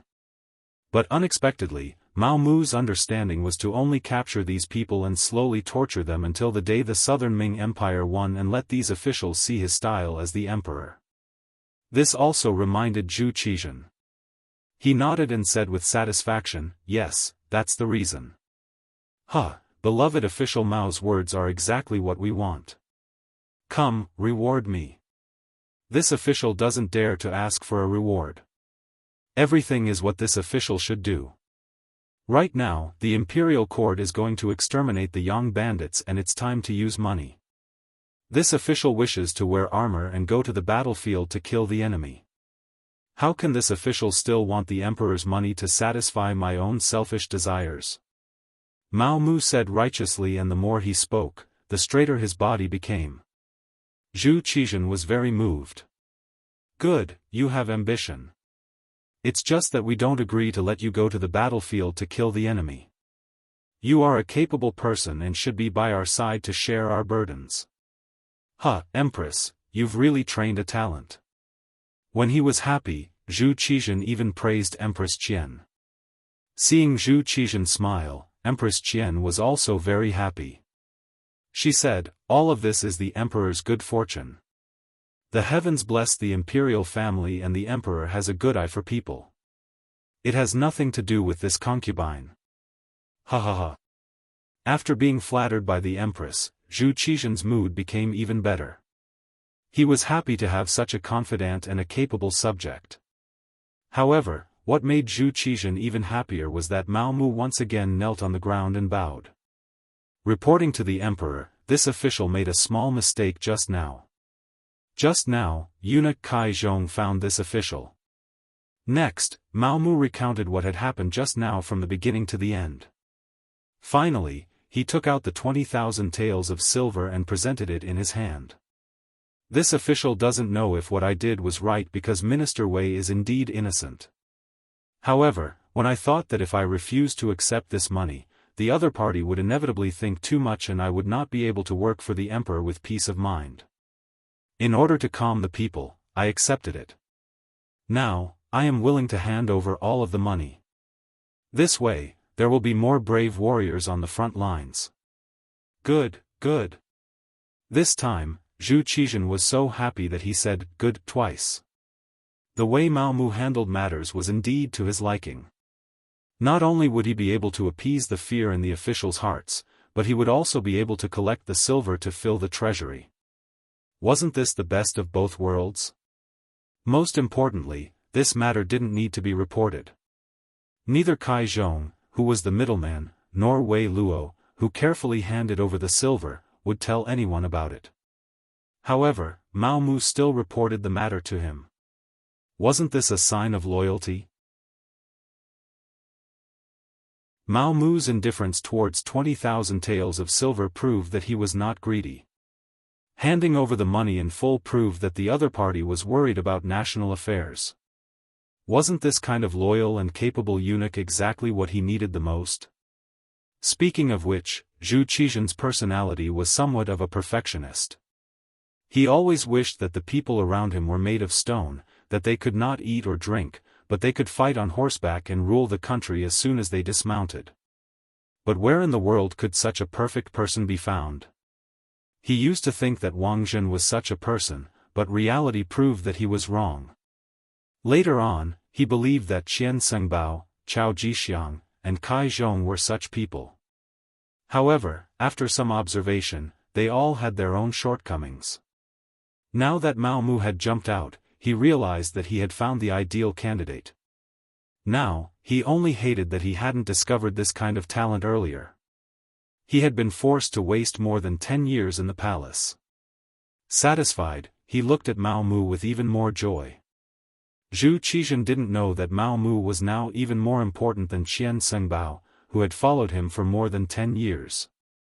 Seeing that Zhu Qizhen was happy, Mao Mu also raised his head with a happy expression. He displayed the joy of a ruler perfectly. Beloved subject, we have seen everything you have done.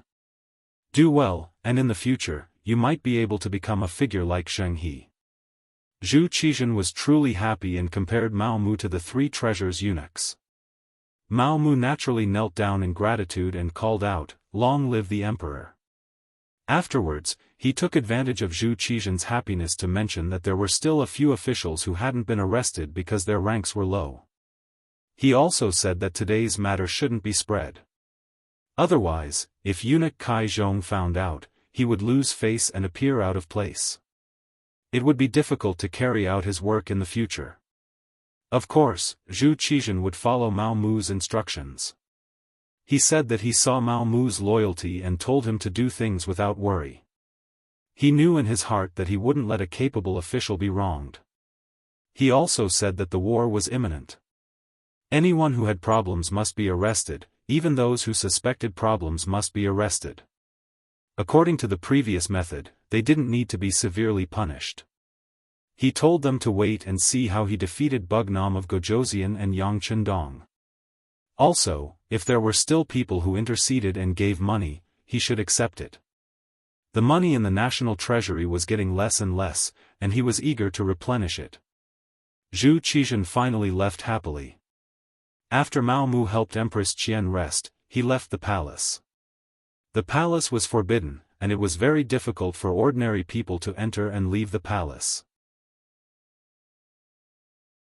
However, with Mao Mu's current status, unless the emperor specifically ordered that no one was allowed to move, it was very easy to leave the palace.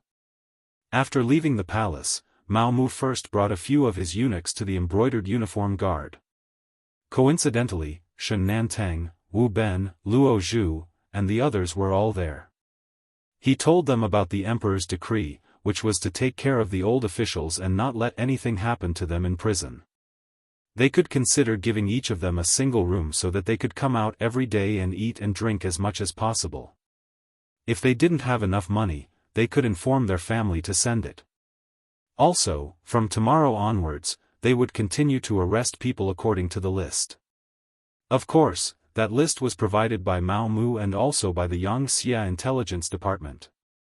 They were all capable officials, and what they needed to do now was to catch them all in one fell swoop. In short, it was a sentence that would paralyze the southern Ming dynasty, break the tacit cooperation between the various departments, and thus reduce the southern Ming dynasty's fighting strength. Mao Mu's words fell into the ears of the embroidered uniform guard, which was equivalent to an imperial edict. Immediately, everyone bowed their heads and cupped their fists in agreement. After seeing that there was nothing else to do in the embroidered uniform guard, Mao Mu left. Then, seemingly unintentionally, he went to the silk shop that he often went to. Mao Mu didn't know that behind him, Kai Gu was quietly following him with a few trusted subordinates. When he saw him enter the embroidered uniform guard, he had been waiting outside. When he saw him come out and didn't immediately return to the palace, he followed him. Mao Mu was still a little inexperienced, and the results he obtained during the day made him a little arrogant. Right now, he was anxious to report all of this to Bugnam of Gojoseon and receive praise and recognition. The few eunuchs around him had received a lot of benefits from Mao Mu. Now that Mao Mu's status had skyrocketed, not only the empress, but even the emperor relied heavily on him. Naturally, they would follow Mao Mu wherever he went. Although the sky was already dark, it wasn't yet time for curfew on the streets. The silk shop's door was still open, and Mao Mu led a few eunuchs inside. Take a good look and see if there are any good satin brocades. Pick out some and send them to the Empress Palace. After some casual instructions, Mao Mu, as usual, was warmly invited by the shopkeeper into the inner room to drink tea. Outside the silk shop, Kai Gu and his people couldn't see what was going on. After all, they knew that the Empress liked satin brocades, and would sometimes make them into finished products for money to support the palace's expenses. Unable to see what was going on or where the problem was, Kai Gu decided to sneak into the silk shop and see what Mao Mu was doing. This was his uncle's intention, and he had to obey. As to whether or not it would be dangerous, what a joke. He had learned martial arts from an expert since he was a child. The so-called "the skilled are bold" was used to describe people like him. The people surrounded the silk shop from different directions, and then used what they had learned. They either climbed over the wall or jumped onto the roof to find what Mao Mu was doing at this moment. At this time, Mao Mu was completely unaware of what was happening outside. He was talking to the shopkeeper of the silk shop, who was also the leader of the contact group, about what had happened today. He was going to report it to Yang Chendong in the form of a telegram. Kai Ji's skills were indeed not bad. Although he was tall and sturdy, his body was actually very agile. After a few jumps, he reached the top of the silk shop. Then, he lifted the roof tiles one by one, trying to find where Mao Mu was. Finally, after flipping over a few tiles, they saw Mao Mu with his hands behind his back under the light of the coal lamp. He was saying something, and there was someone sitting in front of him. There was something in front of him that they didn't know what it was called, and it was beeping and fiddling with it. Because of his lack of knowledge, Kai Gu didn't know what a telegram was, so he wanted to take a closer look. He lowered his head and wanted to take a closer look, but then he felt a pain in his neck, followed by a wave of dizziness, and he fainted. Cold water splashed on Kai Ge's face, and he slowly woke up. He saw Mao Mu sitting in front of him. There were a few big men standing next to him. One of them was like an iron tower, and the muscles all over his body seemed to be about to burst out of his clothes. Based on his intuition, he knew that these people were not to be trifled with. When he thought about how he was knocked unconscious without even feeling it, he was even more certain of the other party's strength. At this moment, he had to be scared. He could only show a trace of a fawning expression and said, "Mr. Mao, all of this is a misunderstanding." A misunderstanding. Mao Mu suddenly stood up, very angry. How dangerous tonight was.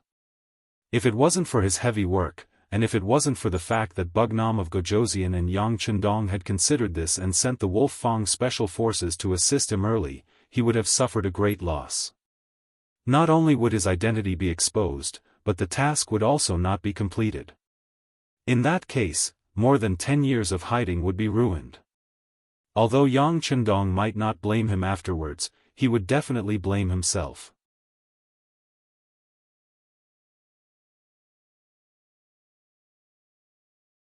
Chapter 1670.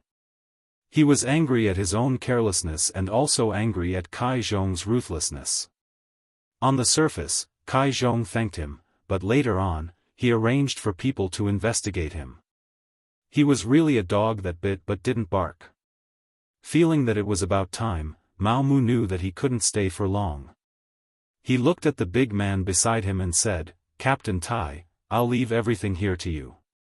This person is the nephew of head eunuch Kai Zhong. He must know a lot of secrets. Don't worry, eunuch Mao." Captain Tai, who was also the captain of the special forces, Tai Hu, grinned. For such an interrogation, their special forces had their own means.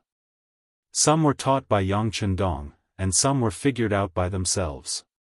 But no matter what, no one who was questioned by them could withstand it. Seeing that Mao Mu was about to leave, Kai Gu panicked. He knew that if he really left and handed himself over to the big man, he wouldn't be able to die a good death. So he shouted loudly, "Eunuch Mao, you can't do this to me. I didn't come alone this time. I brought a few subordinates with me. They are all good at martial arts. If I don't go back, they will definitely report to my uncle. Then, you will be in trouble." "Oh? Are you talking about the 5 people who came with you? That's called good at martial arts. Huh, they are just like you. You don't even know how you were knocked unconscious. How dare you threaten others?" Tai Hu sneered. Needless to say, if he dared to say that, the other 5 people must have been restrained. Perhaps, they were already being tortured. Mao Mu didn't care about this. He strode out of the basement and walked out of the silk shop. He brought the eunuch who had just picked out the brocade and went straight to the palace. Mao Mu was back. Kai Zhong also received the news. But he didn't see his nephew. He thought that he stayed in that woman's stomach again, so he didn't pay much attention to it. But until noon the next day, he still didn't see his nephew. He started to get anxious and sent many people to look for him, but there was no useful news. Kai Zhong didn't understand what was going on. He wanted to look for Mao Mu, but he sent people to spy on him. It was uncertain whether Mao Mu knew about it. Even if he knew, would he tell him where Kai Gu was? He was the one being unreasonable. Investigate. Even if we have to turn the entire capital upside down, we have to find him. If he's alive, I want to see him. If he's dead, I want to see his corpse. Kai Ge's heart ached when he said this. That was the only heir of the Kai family, and they were counting on him to carry on the family line. Now, he couldn't even find him. How was he going to explain this to his dead brother? Mao Mu ignored Kai Gu as if nothing had happened. He continued to do what he was supposed to do. For a time, more and more people were being arrested. At first, it was only the officials of the observer group. Now, some officials who were not part of the observer group were also being arrested. The explanation given by the embroidered uniform guards was that these officials had been bewitched by the observation team's officials and their hearts had begun to waver. They were unstable people. However, if someone could calm down and think about it, they would realize that those who were arrested were undoubtedly capable or officials who were more competent in their posts. However, at this time, the brocade guard was capturing people everywhere. The officials of the capital were all in danger, so no one had the time to analyze these matters. Right now, they were most afraid that a group of embroidered uniform guards would suddenly come knocking on their door and arrest them. After all, out of the 6 ministers, 4 of them had already been captured. Anything could happen.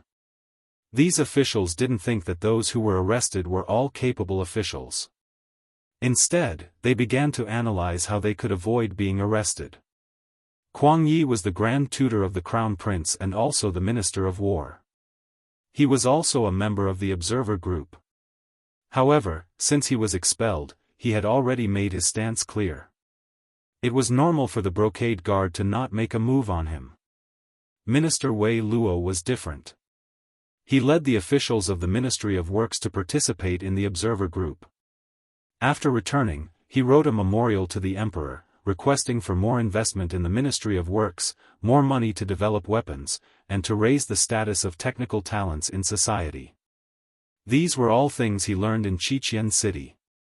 In other words, he believed that the Yangtze's industrial and manufacturing capabilities were far superior to the southern Ming dynasties. How could a minister who only praised the Yangtze and belittled the southern Ming dynasty not be arrested? How did he manage to save his own skin? Since someone asked this question, someone else would answer it. Soon, Wei Luo sent 50,000 taels of silver to eunuch Kai Zhong. Kai Zhong acted as the middleman and pleaded with the brocade guard's eunuch Mao Mu. Now that they knew that sending money could guarantee their safety, the officials who hadn't been implicated began to take action. They used various connections to find Xian Sengbao or Kai Zhong, asking them to pass on a message. There were also people who directly went to find Mao Mu and brought large amounts of money. Eunuch Mao Mu, who no one paid attention to at first, quickly became one of the most influential chief eunuchs. His status even surpassed Kai Zhong's and was second only to Qian Sengbao. When large amounts of money and favors were brought to him, Mao Mu didn't let money get to his head. Mao Mu was very clear that he was only where he was today because of Yang Chendong's support. Otherwise, he would still be a nameless eunuch. Perhaps he wouldn't have come to the southern Ming dynasty and would still be in Baiming's capital. It was even possible that he would have died in the internal strife among the eunuchs. Yang Chendong had given him a new life. Now that Yang Xia was very powerful, it could be imagined that as long as he followed closely, his future would be limitless. His future would definitely be brighter than his current position in the southern Ming dynasty. How could Mao Mu, who had steeled his heart to follow Yang Chendong, care about these silver taels that were delivered to his door? Not only did he not care, he even decided to use these silver taels to make an issue out of it. Thus, he took advantage of an opportunity when Qian Sengbao wasn't on duty and secretly met with Zhu Qizhen. While handing over a large amount of silver taels, he also sold off the officials who had sent the money. When the 1.5 million taels of silver taels were placed on the table, Zhu Qizhen was shocked. Previously, Wei Luo was a minister and had only sent 20,000 taels of silver taels. However, when he looked at the list that Mao Mu had presented, it showed that a 4th-rank official in the capital had sent 50,000 taels of silver just to buy his own safety. Was it really worth it to pay so much? Furthermore, where did these officials get the money? It was impossible to rely on salary alone, so they could only use power and corruption to get it. When he thought about how there were so many corrupt officials under his command, Zhu Qizhen was very angry. He was an idealist and wanted nothing more than to immediately issue an edict to investigate and punish these officials. However, after he calmed down, he still didn't do so. If these officials were punished, who would take care of them for him? He couldn't possibly do everything himself as the emperor, right? Forcefully suppressing the anger in his heart, Zhu Qizhen looked at the list in his hand and comforted himself. Fortunately, there are only 30 or so officials here. Reality proves that most of the officials are honest. Originally, this was meant to comfort himself, but he didn't expect that reality would quickly slap him in the face. Mao Mu, who had been waiting there, opened his mouth again and said, "Reporting to your Majesty, these are only the officials who came directly to this subject. This is only the first batch. I believe that there will be a second and third batch. Because of this subject status, there aren't many people who came to this subject. The officials who came to find Eunuch Qian and Eunuch Kai are the ones who can be called many. It seems that there are more than 100 of them." What? Zhu Qizhen, who had just sat down, couldn't help but tilt his body. He almost lost his seat and slipped onto the dragon throne. Fortunately, he reached out his hands in time and stabilized his body. However, he was already unable to vent his anger. Could it be that my officials already don't know what it means to be clean and honest? Your Majesty, please quell your anger. Seeing Zhu Qizhen's angry dragon face, Mao Mu knew that he had to pour some water on him to calm his anger. Even if it wasn't for others, even if it was for Yang Qindong's grand plan, he had to do this. He couldn't really have Zhu Qizhen kill all of these officials who had sent gifts, right? If that really happened, not only would Zhu Qizhen not kill them, he would also have to reflect on whether it was right to have the embroidered uniform guards arrest them. If that really happened, the grand plan to weaken the southern Ming Empire before the war would be interrupted. This was something that Mao Mu definitely didn't want to see. After mulling over what to say, Mao Mu opened his mouth and said, "Your Majesty, in reality, this is just everyone feeling insecure. According to this subject's knowledge, some officials, in order to save their lives and gather money, even sold their ancestral property just to gather enough money to save their lives. This is enough to show that there are still quite a few honest officials who are serving the country. It's just the general trend. This subject thinks that we might have pushed them too far. Therefore, this subject believes that we should arrest those who have problems and just take the money from those who don't have problems and add it to the country's treasury. This way, those officials who have no money and have nothing to do will definitely do their best to be loyal to your Majesty. They already have no capital and have no other choice but to wholeheartedly serve the country. Your Majesty."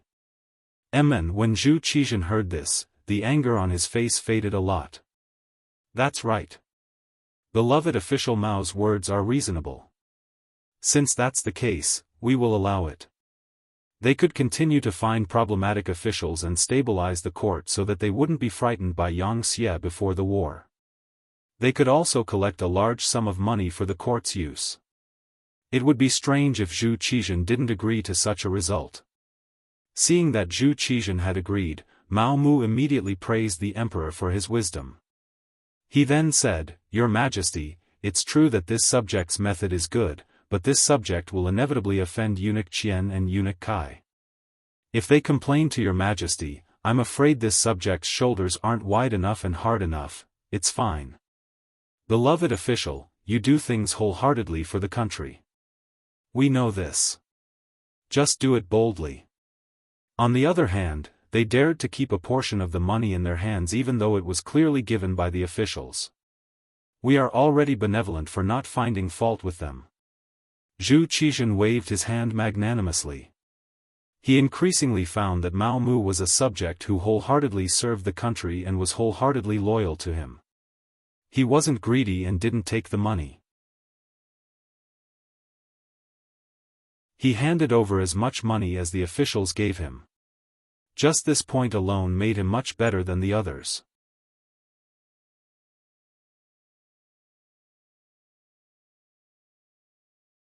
Chapter 1671. Take that Kai Zhong for example. Wei Luo had given him 50,000 taels of silver, but he had only given Mao Mu 20,000 taels of silver. He had actually pocketed more than half of it, much to Zhu Qizhen's displeasure. With these 30,000 taels of silver, the imperial court could do a few more things, could it not? Mao Mu had been waiting for Zhu Qizhen to say this. This way, his position would be secure. He immediately kowtowed again, praising the emperor's wisdom. Crimson City. Yang Chendong had already returned. He had spent 3 days on the sea and learned that Yang Xie was very stable. Even though he had not appeared and his safety was unknown, under the leadership of the Crown Prince Yang Bo, everyone was carrying out their duties. The only difference was that there were many more ships on the sea. They were the search party, used to search for Yang Chendong. Yang Xie's situation was stable, and Yang Chendong was very satisfied with this result. He decided to return to Crimson City.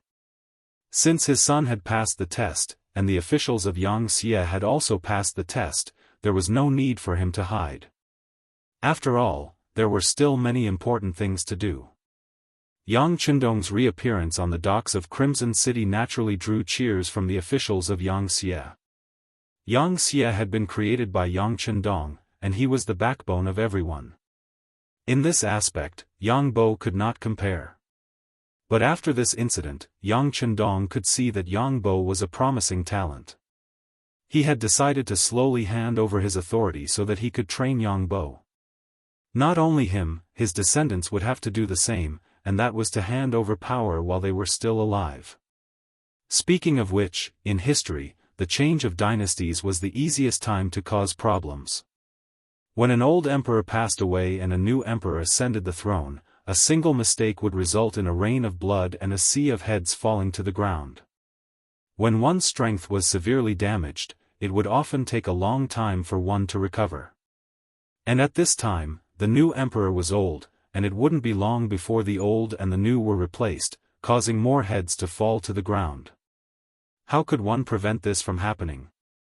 Yang Chendong's idea was to transfer his power to the old emperor while he was still alive, becoming the retired emperor. Of course, there were drawbacks to doing this. For example, how could 2 tigers live on the same mountain? If the 2 emperors didn't like each other, wouldn't there be internal strife?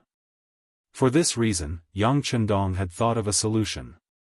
For example, before the old emperor passed away, he could retain a portion of his military power. If there was a major incident, he could skip the command of the new emperor and so on. This should be enough to protect himself. Of course, this was still an immature idea. More importantly, Yang Chendong believed that by doing this, they could avoid the problems that would arise when the 2 emperors were replaced. Otherwise, it would be like Kangxi's edict of succession in history.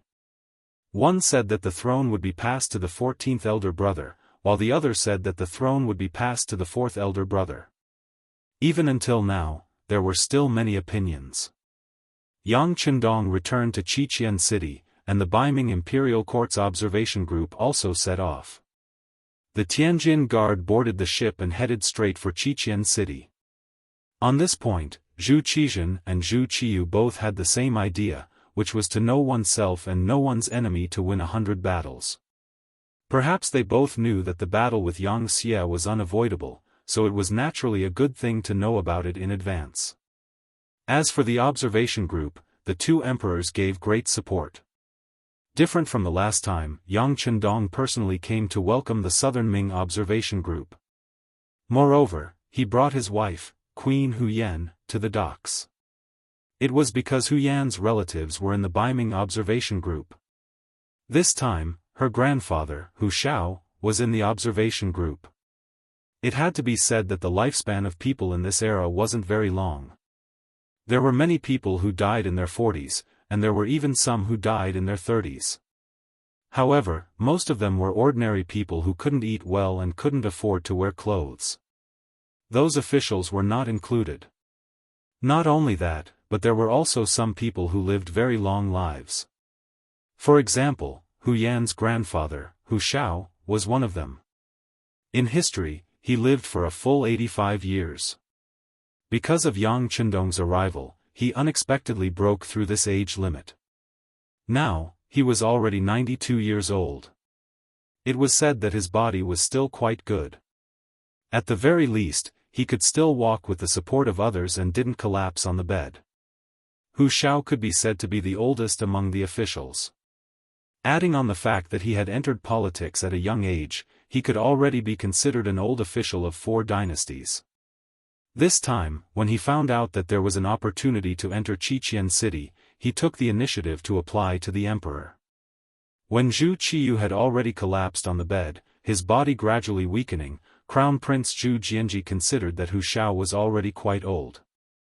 Even if he stayed in Baiming, he wouldn't be able to become an official, so he agreed to his application. However, he made it clear that only Hu Shao from the Hu family could go. The others could join the observation group. From this, it could be seen that Zhu Jianji was still quite wary of Yang Chendong. Leaving the Hu family behind was also a method to keep him in check. Speaking of this Zhu Jianji, in history, he died prematurely at the age of 7. It was also because of his relationship with Yang Chendong that he took out Western medicine to save his life. Now, he was already a young man of 20 years old. Since her grandfather had come, as his granddaughter, Hu Yan naturally had to come out to greet him. Considering the special nature of Hu Zhao's identity and his age, Yang Chendong also came along. Hu Yan was so moved that she broke into tears. Yang Chendong and the queen both came out to greet them, causing the people on the docks to gather together and become even more magnificent. When they saw a ship coming from afar, someone on the docks had already reported it. At this moment, Hu Yan tightly grabbed Yang Chendong's arm, appearing very excited. 1 year had passed just like that. Finally, she could see her family again. The excitement in Hu Yan's heart could be imagined. Yang Chendong naturally didn't feel any excitement. Not only did Zhu Jianji not allow Hu Yan's parents to come with the observation group, even his brothers and sisters weren't allowed to join the observation group. In other words, the Yang family was still in Baiming's capital. Although Yang Chendong had already made arrangements for them to not put their lives in danger or make their lives difficult, it was still somewhat regretful that they couldn't see them. As for Baiming, Yang Chendong's plan was even bigger. Whether it was in the imperial court or in the army, he had arranged his own chess pieces, and their status wasn't low. As long as the time was right, they could launch a counterattack at any time. However, Yang Chendong didn't make a move. He was waiting for the day when Zhu Qiyu died. At that time, the young emperor, Zhu Jianji, would need some time to take control of the imperial court. At that time, Yang Xie's army would attack. Zhu Qiyu was ordered to be in danger, and with Yang Chendong's help, he was able to turn the tide. These years, he had worked hard for the country and had a lot of prestige. At the very least, Baiming could be united with him as the core. Once he was gone, with his useless son, the unity of the country would only be on the surface. He needed to wait for the right time to attack Baiming, but he didn't need to be so polite to the southern Ming. With Zhu Qixian's imperial edict in Chao Jixiang's hands, Yang Chendong had enough reason to attack the southern Ming. The only reason he hadn't made a move now was because the military supplies weren't in place yet. Now, it seemed that this was the time. When he thought about attacking the southern Ming, Yang Chendong couldn't help but think of Mao Mu. This chess piece that he had arranged many years ago had finally come into play, and its power was far greater than he had imagined. Before the battle, the southern Ming already had internal strife. The people's hearts weren't united, and everyone was in danger. Once Yang Xie's army arrived, the result could be imagined. This made Yang Chendong very satisfied with Mao Mu. At this time, Mao Mu was still busy at Yingtian Manor in the capital. Whether it was Qian Sengbao or Kai Zhong, they didn't know that Mao Mu had secretly met with the emperor and handed over the ransom money he received.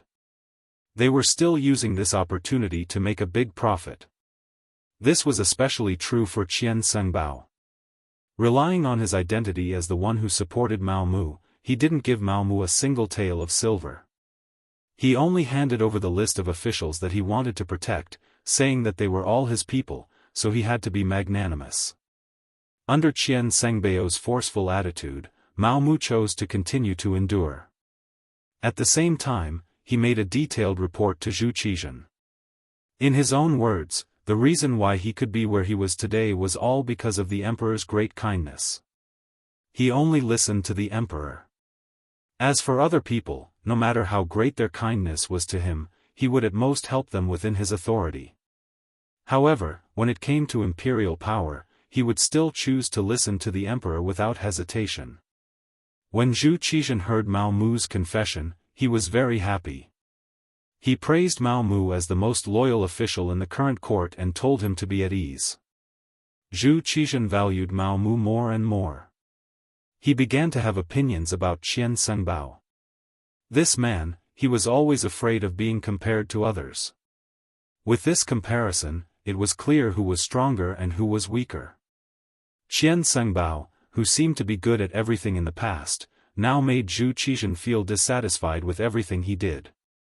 He even thought about whether or not he should let Mao Mu replace him. Compared to Qian Sengbao's bossy attitude, Kai Zhong was more restrained. At the very least, he would give a portion of the benefits to Mao Mu.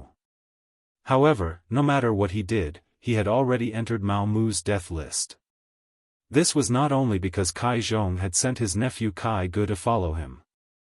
More importantly, he had reached out to the discipline prison of the Embroidered Uniform Guard.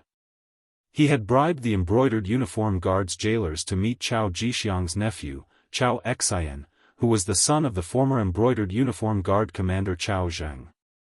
He wanted to use him for his own purposes. In the Chao family, other than Chao Jixiang, there was also Chao Xian. It was Chao Xian who had led people to ambush Yang Chendong in Baiming. It was just that they had not succeeded. Kai Zhong had found this person as a helper. It was clear that he had good taste. However, he had angered Mao Mu. Not to mention that the Chao family was now Mao Mu's mortal enemy. Once he ransomed Chao Xian, it would directly threaten his own safety. Just the fact that Chao Xian had once ambushed Yang Chendong made it impossible to let him live. You're tuning in to the Unparalleled SwordWill YouTube channel.